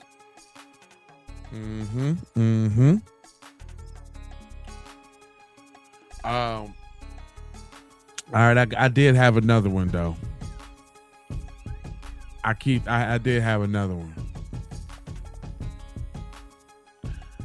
Okay, we're gonna watch this last one and I'm out. It say moments after watching her parents get tortured. Get tortured by who? Both parents shot, beaten, and heavily injured. This is 20-year-old Kaylee Snyder, and she has just witnessed her parents being beaten and shot by her 25-year-old brother, Austin Snyder. Just hours earlier, Kaylee had called the police, expressing concern about the argument her brother was having with their parents and begging officers to come, fearing something terrible was about to happen. And unfortunately, she was right. When police arrived at the scene expecting another routine domestic dispute, they instead found both parents shot, beaten, and heavily injured, with Austin nowhere to be found. Get on the ground, put your hands behind your back. Not move. On the 3rd of March, 2023, in Claremont County, Ohio, at approximately 10:30 p.m., the Claremont County Sheriff's Office received a distressing 911 call from a terrified young woman inside her family home, claiming her brother was about to do something horrific. Hi, it's in Union Township. My brother, he's really drunk right now. He's been yelling and arguing with my parents for like the last 20 minutes. All right, is anyone hurt right now? No, not yet, but like he's getting really aggressive. Okay, do you know your brother's name? Austin Snyder. And how old is Austin? He's 25. All right, is he threatening anyone or saying he's going to hurt someone? He's yelling at my parents. Do you know if your brother has any weapons? I'm not sure. We have guns in the house, but they're supposed to be locked up. I don't know where they are though. Okay, officers are being sent to your address. Supposedly, her brother, an off-duty Ohio Department of Natural Resources officer, had become aggressively drunk and begun threatening their parents. The problem was, deputies did not initially treat the call as an immediate life or death emergency, as at that moment, no one had been physically harmed. But by the time law enforcement arrived, expecting yet another routine domestic dispute, they were met with disaster. When police arrived, the inside of the home was completely wrecked. Furniture had been knocked over, and a strong smell of alcohol hung in the air as officers moved through the house. As they searched the property, they noticed several bullet holes scattered through the walls. Making their way upstairs, they came across a closed bedroom door riddled with gunshot holes. When officers forced the door open, they found Austin's parents inside, trembling, injured, and covered in blood. At that moment, the priority shifted immediately to getting them medical help as quickly as possible. Female was shot in the wrist, in the upper arm. Male was shot in the upper arm. Did you guys get the gun away from him? No. Once the ambulance team observed the mom's injuries, they found gunshot wounds to her wrist and shoulder, wounds dangerously close to major arteries. There was heavy bleeding from the injuries, and paramedics knew uncontrolled bleeding could quickly become life-threatening. They immediately began emergency treatment while transporting her to the hospital. Meanwhile, Austin's father had suffered a gunshot wound to the forearm, although not as serious of an injury as his wife's. The bullet traveled through his arm as he tried to shield himself behind the bedroom door, requiring urgent medical attention too. Although the injured parents were now in medical care, the scene was far from secure. Reporters and spectators began gathering nearby, while officers still didn't know Austin's exact whereabouts and whether he was still armed. Both parents shot, beaten, and heavily injured. This is 20-year-old Kaylee Snyder, and she has just witnessed her parents being beaten and shot by her 25-year-old brother, Austin Snyder. Just hours earlier, Kaylee had called the police, expressing concern about the My daughter stabbed me in my chest. I can't hardly talk and I'm pulsing and bleeding. I think I'm gonna die. Police rushed to the scene to find a mother abandoned with multiple stab wounds and her daughter nowhere to be seen. As detectives try to determine who's telling the truth, they encounter... Wait a minute. Don't tell me they only got a part one of that. Both parents... You're literally out there. Both parents... My daughter stabbed. My daughter stabbed. She's not breathing! She's not breathing! What? They only got a... Oh, I'm slipping, Right, y'all. Do you have... Show me your fucking hands! There's only a part one of that? They got me with that. All right, let me go to my other one real quick, and I'm gonna have to serve up another one.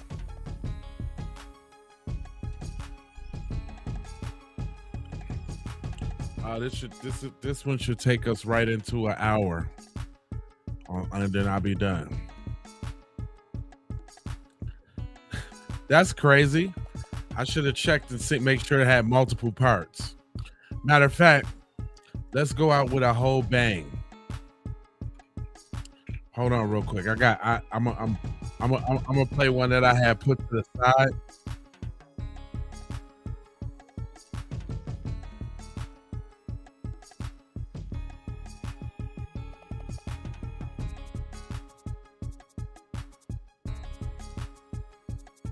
Okay. All right, hold on.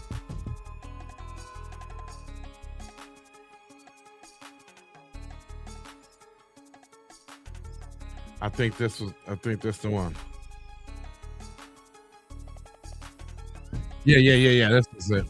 This is it. All right, we're gonna go out on this one because it's kind of short. I know, right? That kind of blew my mind. That blew me too, bro. This is Alora. Just moments ago, her dad confessed something horrifying to her. He had just killed her mother and grandmother. Does he have any weapons? We don't know. He's locked in the bathroom. Okay, can you stay over there? Stay over there. Okay. As police nervously approached the house, they had no idea that inside lay the most gruesome murder scene the department has seen in decades. There's one in the flipping back bedroom over here hacked up, and then there's a second one wrapped up in a sheet in the garage. Then who's supposedly in the bathroom? The suspect. Investigators would soon realize the murders weren't the end of the killer's plans. In fact, Alora was meant to be next. He just wanted us to sleep, be calm during the night, and just not be awake. I said I was going to do a 24-hour It all stream starts one early time. Saturday morning when the Pinellas County Sheriff's Office received a call from the daughter. The report is disturbing. Her dad has just locked himself into a bathroom and confessed to something truly terrifying. Cops were immediately dispatched, hoping to catch the suspect.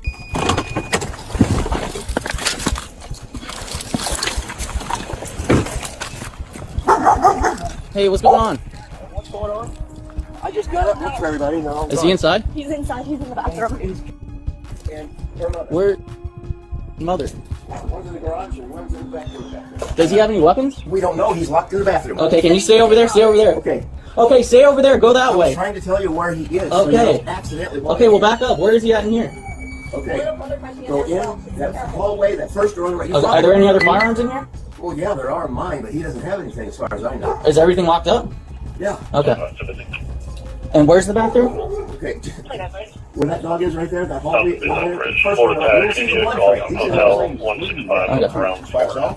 The officer enters the house and finds a blood trail. It leads directly to the bedroom, where he makes a horrifying discovery. Inside is the dismembered body of 34-year-old Christina Donzero. Her body parts are scattered across the room, with her blood painting the walls and floor. But this isn't the only blood trail he's about to find. In the garage, hidden beneath a blood-soaked sheet, lay the body of 75-year-old Betty Suzanne Donzero, Christina's mother. The trail finally ends at the bathroom entrance, where 41-year-old Kirk Heisel Jr. is located. He refuses to get out, and according to his daughter, he is armed with a knife. The situation could get out of control at any moment. The police fear the suspect might attack them, or worse, take his own or others. So, with time running out, there was only one option left: force their way inside.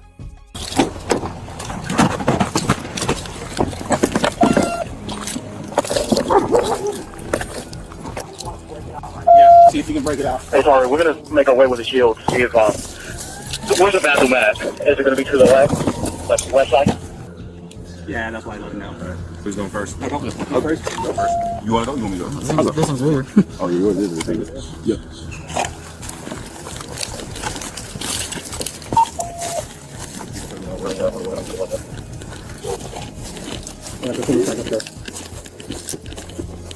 Does it open out? Okay.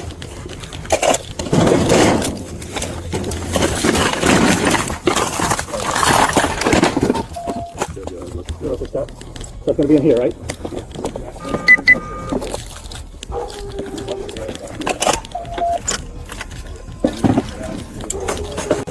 What'd you say? Green. Oh, great. We got a door in there? Okay, I'm here. We're gonna get the window. Is that gonna be the window? Yeah, it's right here. Right there. That's the window. It's up on the wall. Yeah, it's on the wall. Officers methodically approached the bathroom and breached the door open to an alarming scene. The suspect is covered in stab wounds. He is slowly bleeding out and is barely responsive. Yeah. A lot of blood inside, guys. I got you, brother. 129 patient. A lot of blood inside. Your son's Chest We're free now. One of mine. We're doing it. 1, 2, 3. Pull him up. There. Okay. In a matter of seconds, emergency services arrive to take him to the nearest hospital, praying he survives. Meanwhile, the police lock down the crime scene and begin their search for clues that could explain the suspect's shocking actions. And what they find inside points to a disturbing yet real possibility.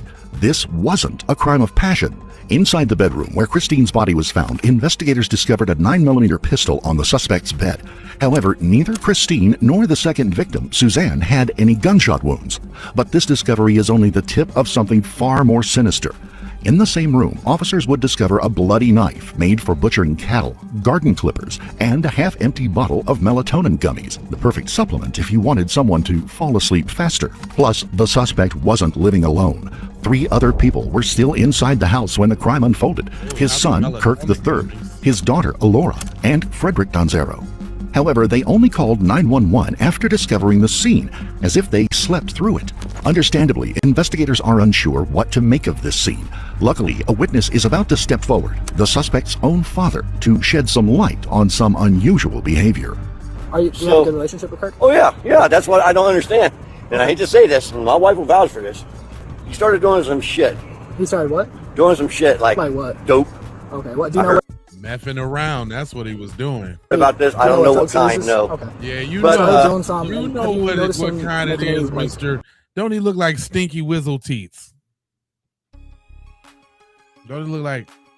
He look like Crambo from Tom and Jerry.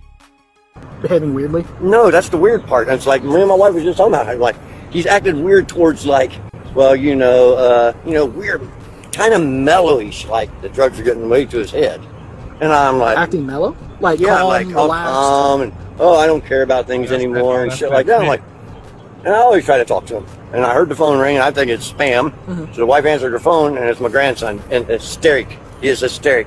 And I calmed him down. Your grandson who lives here, is that Kirk's son? That's Kirk the third. You're right. Kirk the third. Okay. Yep. So I'm like, we're trying to calm him down, and he goes, "Dad, I think, or Grandpa, I think, Dad done something. Dad done something bad." I go, "What's going on?" We're trying to talk to him on speakerphone, and he's just shaking and trembling. You could tell he couldn't speak. And I'm like, "Dude, calm down. Just calm down. Tell me what's going on, buddy." And he goes, "I think Dad hurt Mom and Grandma." Luckily, his son Kirk survived. Minutes later, medical staff informed the detectives that the suspect is in stable condition. But before they question him, detectives need to answer one critical question. What exactly happened inside that house? They begin with the people who knew him best, his own family. Kirk III, Alora, and Frederick were invited to the police station for questioning. Investigators are going to cross-examine their statements and see how well they match. They want to see if they had a hand in the murder or if they could have been his next victims.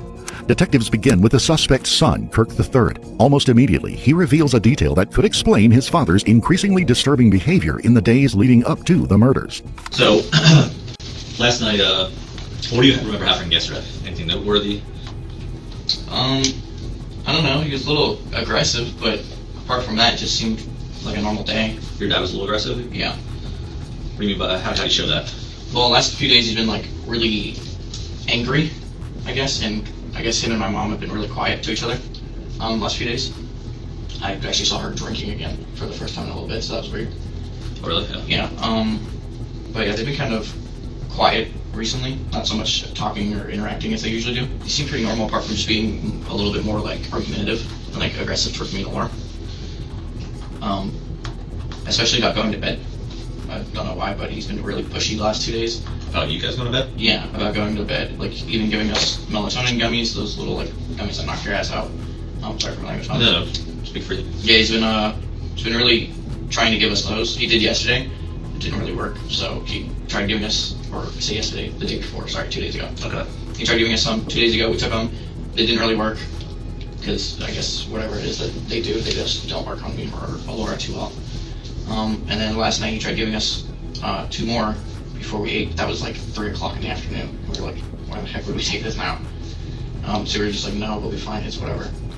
Didn't take them? No, we didn't take them. He wanted us to. He was really pushy about it and got pretty damn pissed off that we didn't, but walked away after that and then came back like it was, no big deal, whatever.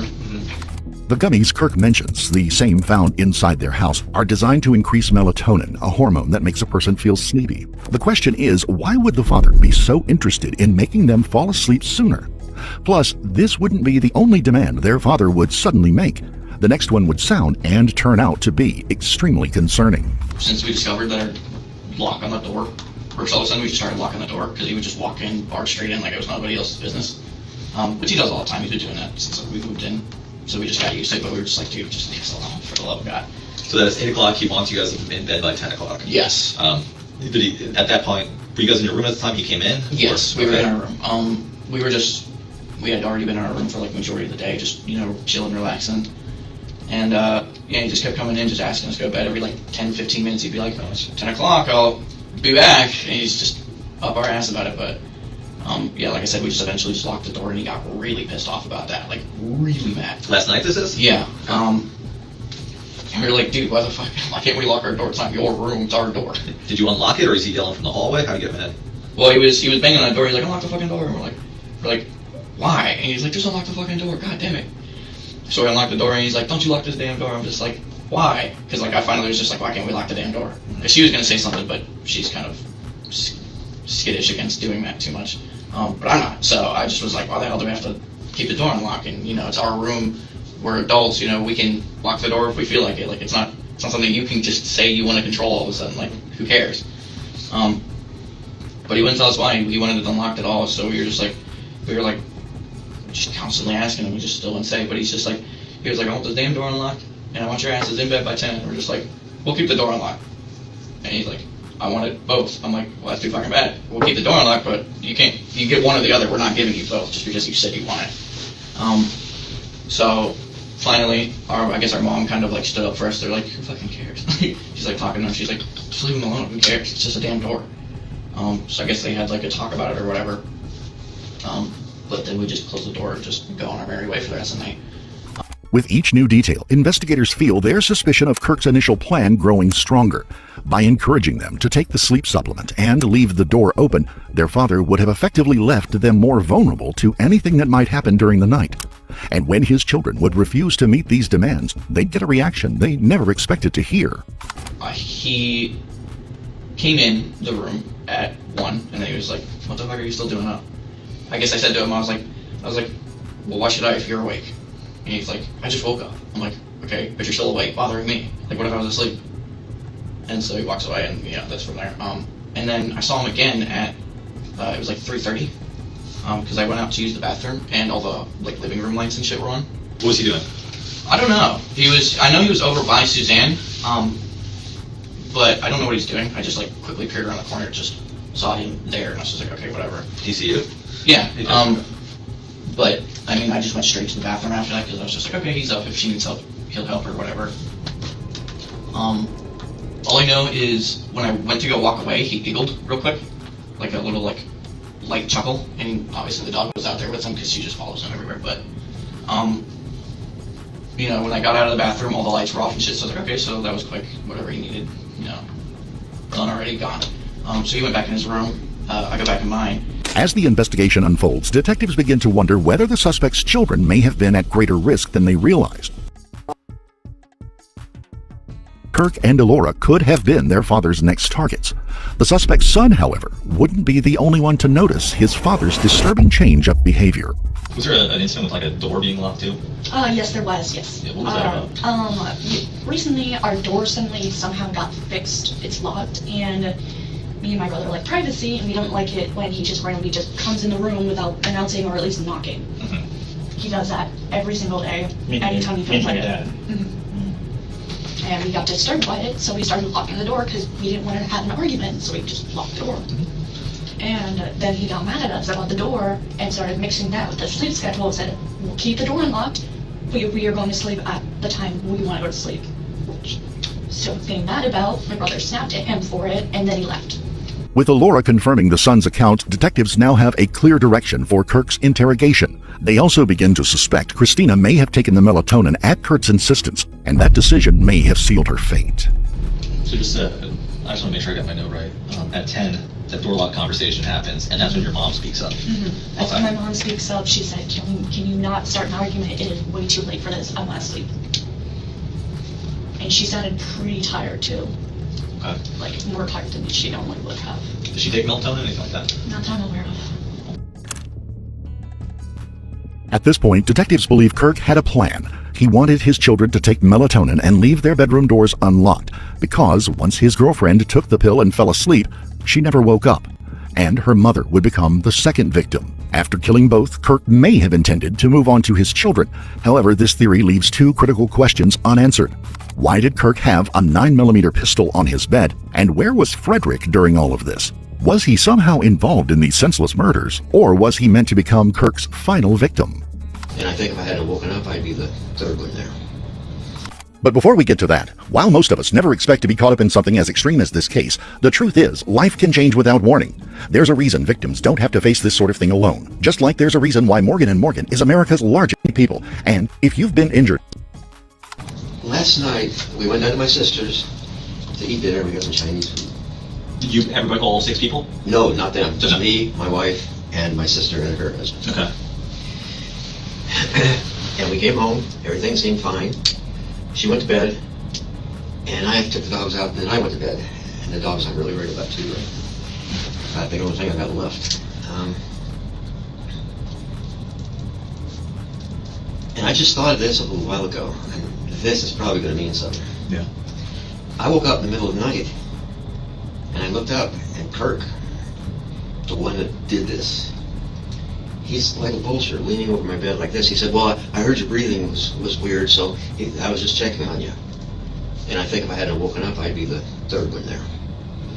Because as soon as he saw me wake up, he left, because he's always been afraid of me, because I don't take a whole lot after my background and stuff. And so he left, and that was it. I stayed in bed. When that was? I would say that was probably close to 3 o'clock in the morning, but don't hold me to that. Okay. Just a guess.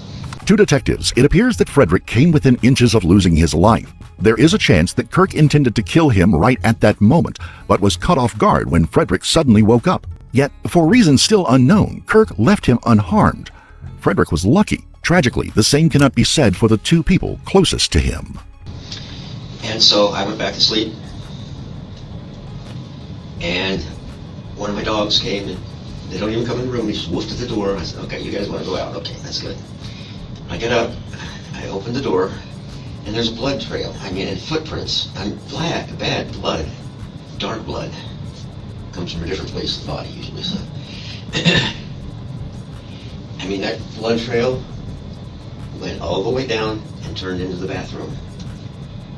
There was no more blood in the rest of the house. When I looked in his room, there was some in the room, but that was it. So I thought he had hurt him. So I banged on the door. He said, I killed both of them. He said that. I killed both of them, he said. And I said, and I was thinking he was just nuts or something at the time. So I said, where's Suzanne and Christy? Christy's in the room. I said, I just looked in the room. There's nobody in the room. I said, where's Suzanne? He said, in the garage. Yeah. And he said, I cut my, and then but I won't die. I said, what did you think happened last night? And he said, God told me to do this stuff.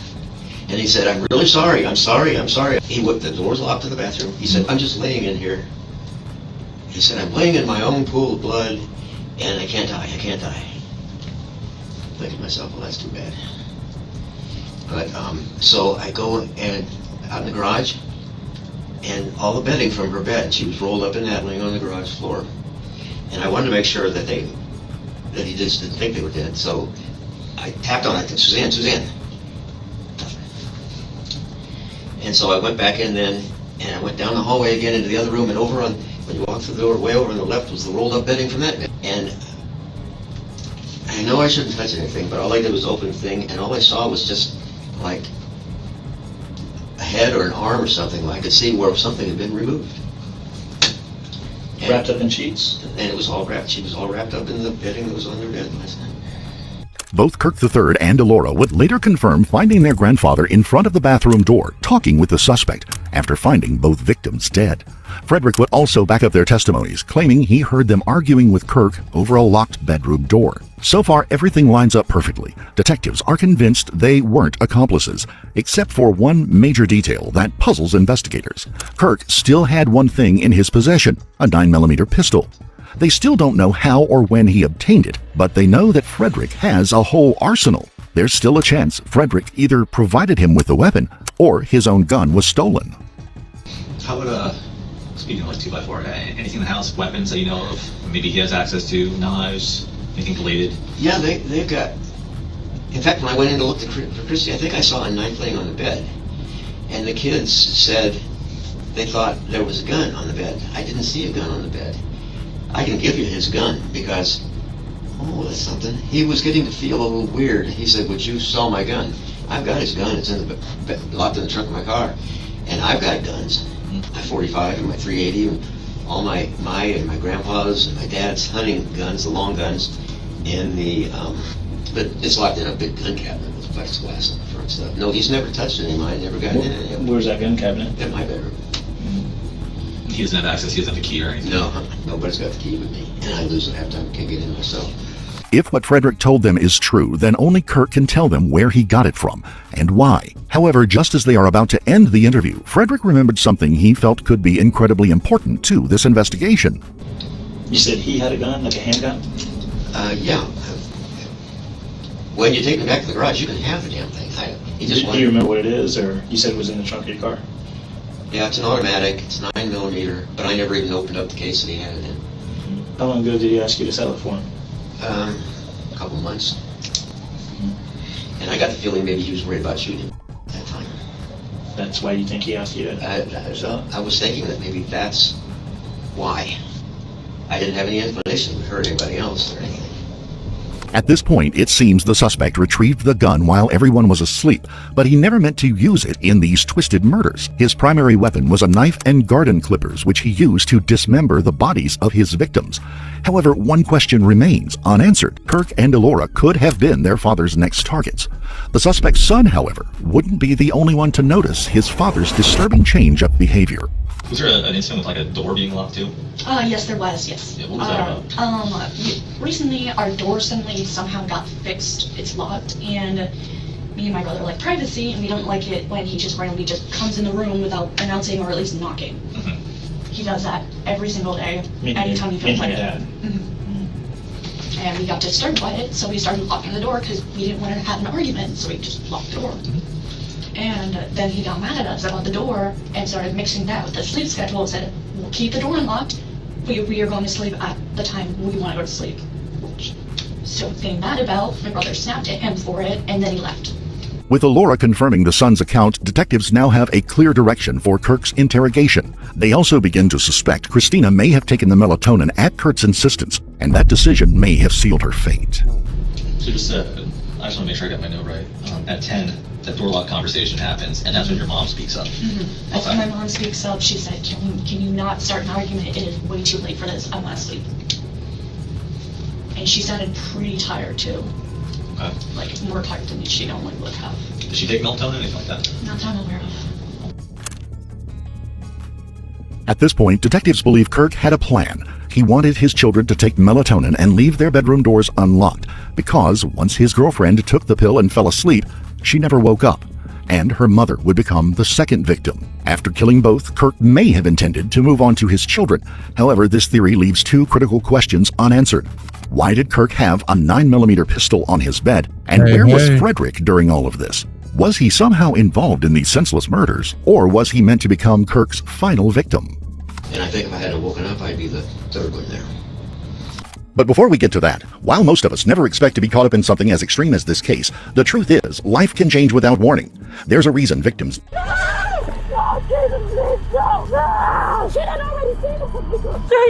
He did.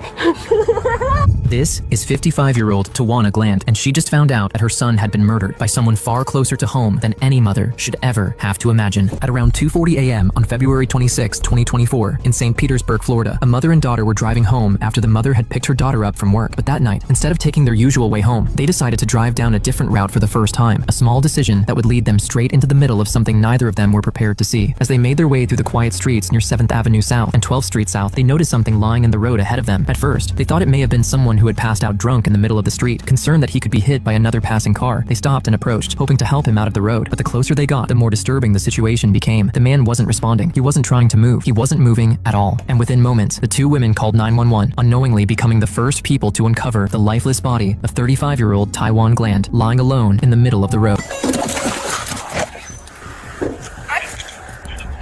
Yeah, the police is here. I'm sorry, can I get your guys' info real quick? I'm sorry, can you spell it for me?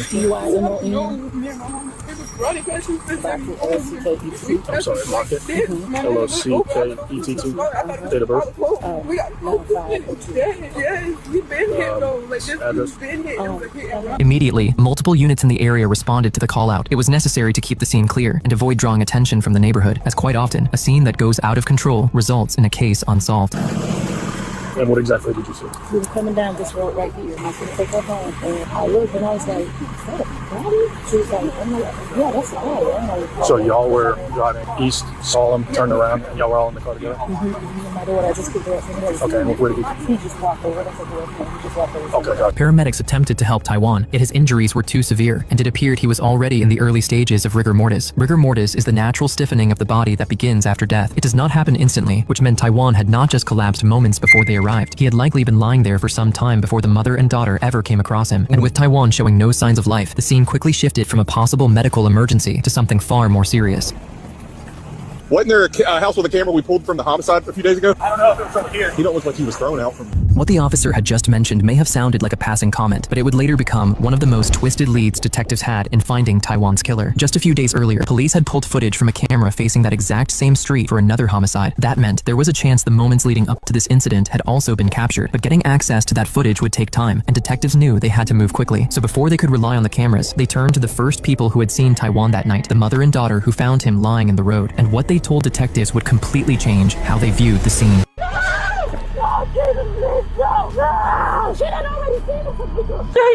He did.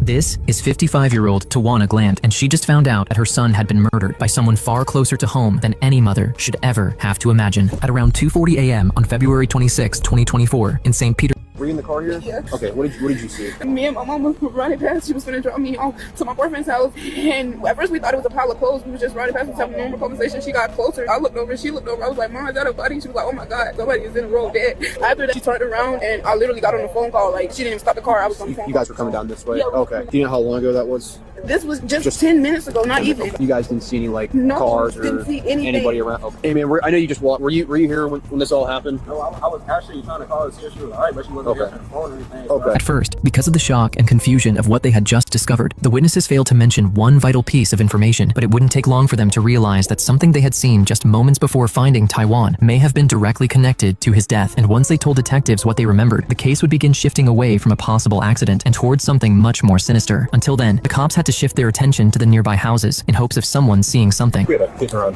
out here. Somebody got hit by a car. You see, you have a doorbell camera. Yeah, I do. I don't even think it's connected to the Wi-Fi on. Detectives were hoping to find camera footage showing exactly what happened, but instead, they received another piece of information that helped build the picture. Although the neighbor's Ring camera had not recorded the incident, he told officers he heard arguing outside, followed by a car speeding away. This was important, as it suggested there may have been a confrontation before Taiwan was killed, but because the neighbor never looked outside, he couldn't say who was arguing, who was driving, or what actually happened. So while his statement gave detectives a lead, it still wasn't enough to prove who was responsible. As forensics arrived, they secured the body and began canvassing the area for any physical evidence left by the killer. Yet the area was spotless, bringing them right back to square one. The intensity of the call-out began to calm down, and the original witnesses were just about to leave and head home. But before they did, they suddenly remembered something crucial, something they should have told detectives much earlier. By this point, detectives had already been on scene for nearly 3 hours, and by that time, anyone connected to Taiwan's death could have been long gone. What the witnesses were about to reveal may have seemed small at first, but it would immediately raise new concerns. So what time did you get off work? I got that at 2:07. Do you guys all work together, or No. was like one of somebody that arrived, just somebody came to pick you up? My mom was picking me up. She was ready, and my boyfriend, he lived down the street. He ran here to me. Tell me how you guys found yourselves involved in all this tonight. We stopped at the corner store up there earlier for a quick little thing. So we were riding down. From a distance, it literally looks like a pile of clothes that's in the street. So I'm thinking to myself, me and my mom think to ourselves, wow, like somebody just throwing piles of like clothes out. So as we get closer, my mom was like, oh my gosh, I think that's a body. So I'm looking as well, because now that she's getting closer, it does look like you can see the legs and the feet, and then his backside and everything was out. I'm like, Mom, that is a body. Like we gotta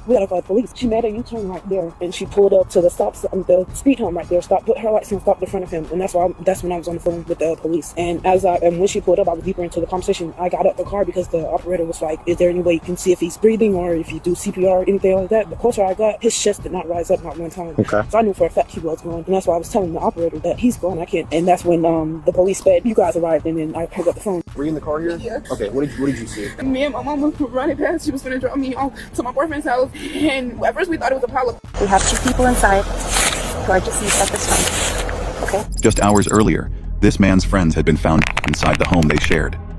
And the person responsible wasn't a stranger. It was someone living under the same roof. Okay, do you know what he's been diagnosed with? ADHD, depression, anxiety, all that. The motive was painfully simple. A man who had struggled with his own thoughts for years finally let his bottled-up anger take control. I've been telling him, I was like, you need to move out of there. It's like, if you're having issues and they're kicking your dog and whatever, you need to just get out and move.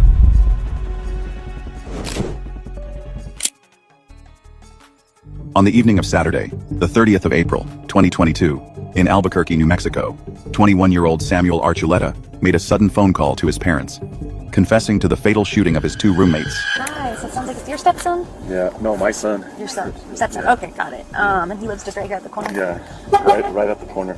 And it's him and 2 roommates? Yeah, don't know for sure. Oh, okay. Yeah. Okay, but you don't know how many people live with him? I think there was a couple roommates that did live with him. I'm too sure. We were stuck. We went to our friend's house and we went to the Isotopes games, and we went with them, so our car was there. We could take off to see. And I said, once we got done, we're like, better go check and make sure he wasn't. Because sometimes when he's drunk, he comes up with all kinds of nonsense. But we drove over here and we didn't see no car. And then he said, Does so he has his own vehicle? Yes. What kind of vehicle is it? I think it's a red Thunderbird. I ain't too sure. Okay. And you didn't see that when you guys? No. No. Did you see any vehicles parked there? There's two. There's 2 cars there. The gate's open. And he owns weapons. He owns guns. Yes. Okay. What kind? Do you know? I think he has a Glock 40. It's a subcompact 40, 9mm Glock, and I don't know what other weapons he has. But he's not there. His car's not there. His car's not there. He's most likely not there. He's probably jetted or something, or. Okay. Do you know anything about his roommates' names? Okay, that's all right. Yeah. Do you know how long he's been living here? He's been living there for over a year, I think, if not longer. And how old is your son? He's going to be 22. 22. He's going to be 22. And you said maybe he has some mental health? Yeah. But, okay, do you know what he's been diagnosed with? ADHD, depression, anxiety, all that. Because it was unclear whether the call stemmed from alcohol or a severe mental health crisis, his worried parents immediately drove to the residence. When they found the home quiet and Samuel's vehicle missing, they contacted emergency services. Albuquerque police officers soon arrived to conduct a welfare check. Nobody appears to be in the living room.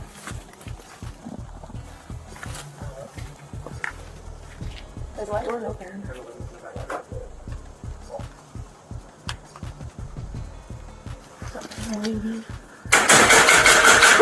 Albuquerque police!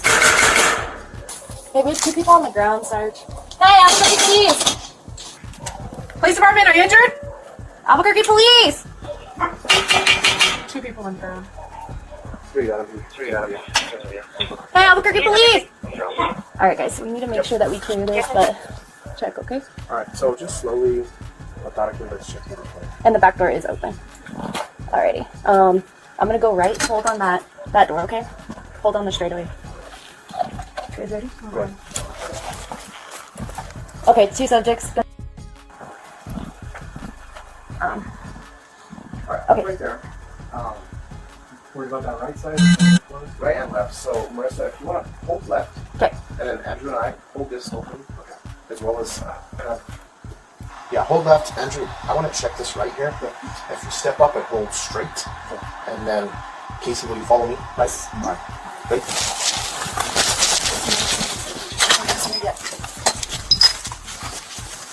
Alright, so we got a lot of doors here. I'm going to step into the right. Hold to the left. Alright, clearing here. Let's just... The front gate had been left wide open. Officers entered through an unlocked door and called out into the quiet house, but received no answer.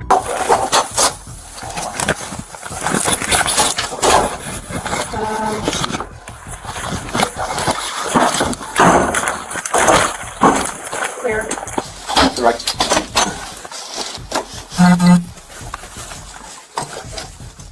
Step back up, you guys. Step up. Alright, I'm gonna keep holding. Can you guys clear the kitchen? Give me 1 second. Yeah. So what is it through and through? Can you tell from there? It's hard to see to the left. It doesn't look like it, Andrew. You want me to just find it? Yep. Your room to my left.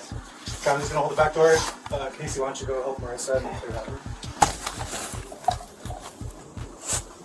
Does that go anywhere, Andrew? I don't want people like hiding. So I was able to clear it. It's hard to see. As they moved past the entryway, flashlight beams lit up a terrible scene in the living room. 2 still bodies lay on the floor. Officers quickly confirmed that both victims had suffered fatal, close-range gunshots to the face. Okay, lock that back door. Yeah, we're gonna need to secure this up. Yeah, let's just, let me pull my car around. I'm gonna start I'll blocking it for now. so I'll stay here. You guys wanna grab your units first? So that door's locked. That's only back door. Yeah, then you start. And then we'll... I don't have a unit, so I can figure it. Okay. Door, did you start 43? Yeah, or Sergeant. When you get over there, start taping it because Mario's already out there. Hey guys, so I'm gonna come back and speak with you guys here in a minute, okay? But I really need you to think about where your son's at, okay? Anywhere that he would go, anybody that he would contact, okay? You did it, huh? So it does look like there are some victims at this point, okay? We're not sure what the method was or anything like that at this point, okay? But we are conducting an investigation, so if you guys could please stay here. I need to go lock down the scene, and then I'm gonna have to come back and talk to you, okay? But please start thinking about anywhere he'd go, anyone else he'd contact. I tried calling his girlfriend, and Please start, if you can get her information, I'll come back and grab that, like name, if you have like how old she is, where she lives, anything, her phone number, just try to get any of that stuff for me, okay? I will come right back. If you guys can just stay here, okay? The victims were later identified as 25-year-old Jared Jackson and his 25-year-old girlfriend, Nicole Sanchez. A third roommate, returning home from a long work shift, walked straight into an active crime scene and was informed that a double murder had taken place in his own home. Do you know a Samuel? Does he live with you? Yes. Okay. So, there was an incident in your house. Okay. We have 2 people inside who are deceased at this time. Okay? So I need to try to figure out who they are. And I know this is a lot to handle right now, but I really need to talk to you about what's going on, okay? Who's in there? Okay, that's what I don't know. So I need to see who all lives there, okay? How many people live there? Well, it's me, Sam, my roommate Jared, and his girlfriend Nikki. What is Jared's last name? Jackson. Do you know his date of birth? No. Do you know how old he is? 27, 26. That's alright. Do you know where Samuel is? No. I just got off of work. I've been there all day long. And what's a good phone number for you? I don't have a phone. Is the black sedan that has like collision to it? Is that, you know, whose vehicle that is? It doesn't have a license plate on it? It's mine. It's okay. It's broken down. My husband dropped out and wants to get rid of it, actually. And what about the other vehicle? So not a red Thunderbird. That's Samuel's, correct? That's Jared's car. And so you don't have a car, right? You got a ride? Yeah. Okay, so Ron, I can't let you go inside your house right now. Okay, we're obviously conducting an active investigation, but it's very important that I have you stay here. Officers secured the perimeter and interviewed family members and the surviving roommate to piece together what had led to the violence. You know, do you feel like Samuel would have a reason to not like Jared and Nikki? No, I mean, we've lived together for like a couple years now. Has there ever been any kind of arguments about anything that you feel would have upset Samuel? No, not to do something like that. Do you know if Samuel owns firearms? He did, but I don't think he has one anymore. And they mentioned that they had gotten in a fight. Is that what, over his pet? His dog and kicking him and stuff like that, and so he's been getting pretty pissed off. He's been trying to move, but he hasn't. So do you feel like that's the motivation, maybe, of what's been going on? That's what I think. I think they're in Well, isn't that what he told you that? Yeah. They were yells about the dog. Yeah. Okay. So they were messing with his dog and this and that. So he's been telling me, Dad, I need to move out. They keep kicking my dog and mistreating him, and I'm sick of those. Is it just one dog that lives there, as far as you know? Yeah, what kind of dog is it? I don't know, like a shepherd mix? like A bigger dog. Yeah. Okay. And then do you have your guys' IDs just so I can get your information? Guess we were watching the game, so I didn't even see my phone until his mom had called me. So I guess he tried reaching me. So, hey, Dad, can you do me a favor, please? And I didn't see that, so I didn't respond to it. So he had called you and verbally told you this? Okay. And he said that after that? Or Yeah, he said, and you haven't really heard from him? He said, Dad, I'll see you when I see you. I'm sorry, I needed help. Okay. Yeah. And you guys haven't heard from him since? It was revealed during these interviews that domestic tensions had been building inside the home for over a year. Samuel had claimed his bedroom was being broken into, and that his roommates were mistreating his dog, and he had expressed deep frustration about the living situation to his father before the incident. Hey Ron, when was the last time that you saw Samuel? Last night, I guess. He left for work this morning, and I usually don't wake up until like 1 or 2. Okay, what time would you say that you saw him? I mean, he went to bed at like probably 11 or something like that. That's the last time I saw him. When was the last time that you saw Jared and Ethan? Same, when they went to bed last night. So you left early, that you didn't see anyone this morning? Oh, I wake up at like 1 or 2 and I leave at 3 to go to work because my car's broken down, so I have to walk. But Is that what time you left this morning about? yeah, no, it's after I left at 3. At 3. Do you know Samuel's girlfriend's name? Maya, I think. Do you know her last name? No. Or phone number or address or anything like that? No. Did she come over a lot? She used to, but I haven't seen her in a while. Thank you, Ron. I'll come back, okay? I know I already asked you, but when he called you at 2147 about, can you say again what he said to you? He just said, Dad, I'm sorry, I needed help. Did you want me to stay doing the same as your regular Couldn't deal with it no more. Yeah, and he said that he hits in the face. That's it. And then he hung up. Instead of seeking a way out, Samuel reached a breaking point. He fled the scene before his parents or law enforcement arrived. If you'll just let me know when they go by 6, I'll get her as soon as the Can I ask you a question? Did you do it? So, I mean, honestly, we don't know, right? He's not here. No. There are 2 deceased individuals, okay, but we don't know how yet. Okay, we haven't been able to get anyone out here to try and get it. No, it's his mom. Sorry, that's okay. I know you guys there's a lot going on, okay? I appreciate you guys just being here and trying to answer these questions. Yeah, nothing on the car. I didn't even. Like I said, yeah. I mean, that's why he lives there. I mean, obviously, I've been in there once, and I thought, damn, dude, this house looks like shit. Like, I can't believe he lives there. That's why mine's the only clean room, guys. Do you know which one is his room? Is it probably the clean one? The clean one? Okay. Yeah, I think for some reason I think it's in the back corner. Is it like? I know you said you've only been in once. Is it like near the living room or down the hallway? I don't remember. Okay, that's okay. Yeah. Is Samuel in contact with mom? He called her. Yeah, he called his mom too. We were at the Isotopes King, and she called us. She goes, "You need to call your Franken son." I go, "What?" And it sounded like she possibly had told him the same thing. Yeah, that he told her. And that's why she called you. She thought he was drunk because, like we said, he has dramatic. He's like real dramatic. Yeah. He's always dramatic. Always like making things bigger than what they really are. You know, he can't justify anything. And did you guys think about anywhere that he would have went? You don't know. Okay, he was around with. Yeah, okay. and he stays away from us when he does things. He's not so much to he's any reach out. A manhunt was launched by the Albuquerque Police Department's Investigative Support Unit. For nearly 2 weeks, Samuel successfully evaded capture, leaving the community on edge. Then, on Wednesday, the 11th of May, 2022, law enforcement in Durango, Colorado, nearly 220 miles north of the crime scene, received a significant tip. Shortly before 5 p.m., information was provided to the Durango police that Samuel was currently shopping inside a local Walmart. Because a crowded public space was involved, a tactical apprehension plan was quickly organized by the command staff to minimize danger. Officers located his vehicle in the parking lot and immediately flattened its tires to prevent a high-speed pursuit or armed standoff, then strategically covered the store's exit doors. Minutes later, Samuel walked out carrying groceries. A police commander approached him from behind and ordered him to the ground. Backup officers swarmed in, and Samuel was taken into custody without a single shot being fired. Samuel Archuletta's flight from the law ended in that Colorado parking lot. Through quick coordination between New Mexico and Colorado law enforcement, officers removed a dangerous fugitive from the streets without further injury. And do you know Ron? I guess he's another roommate. You don't know anything about who lives there. I've never met anybody there. I didn't even know he lived there. I dropped him off food, and he comes out and grabs it, stuff like that, and goes in there.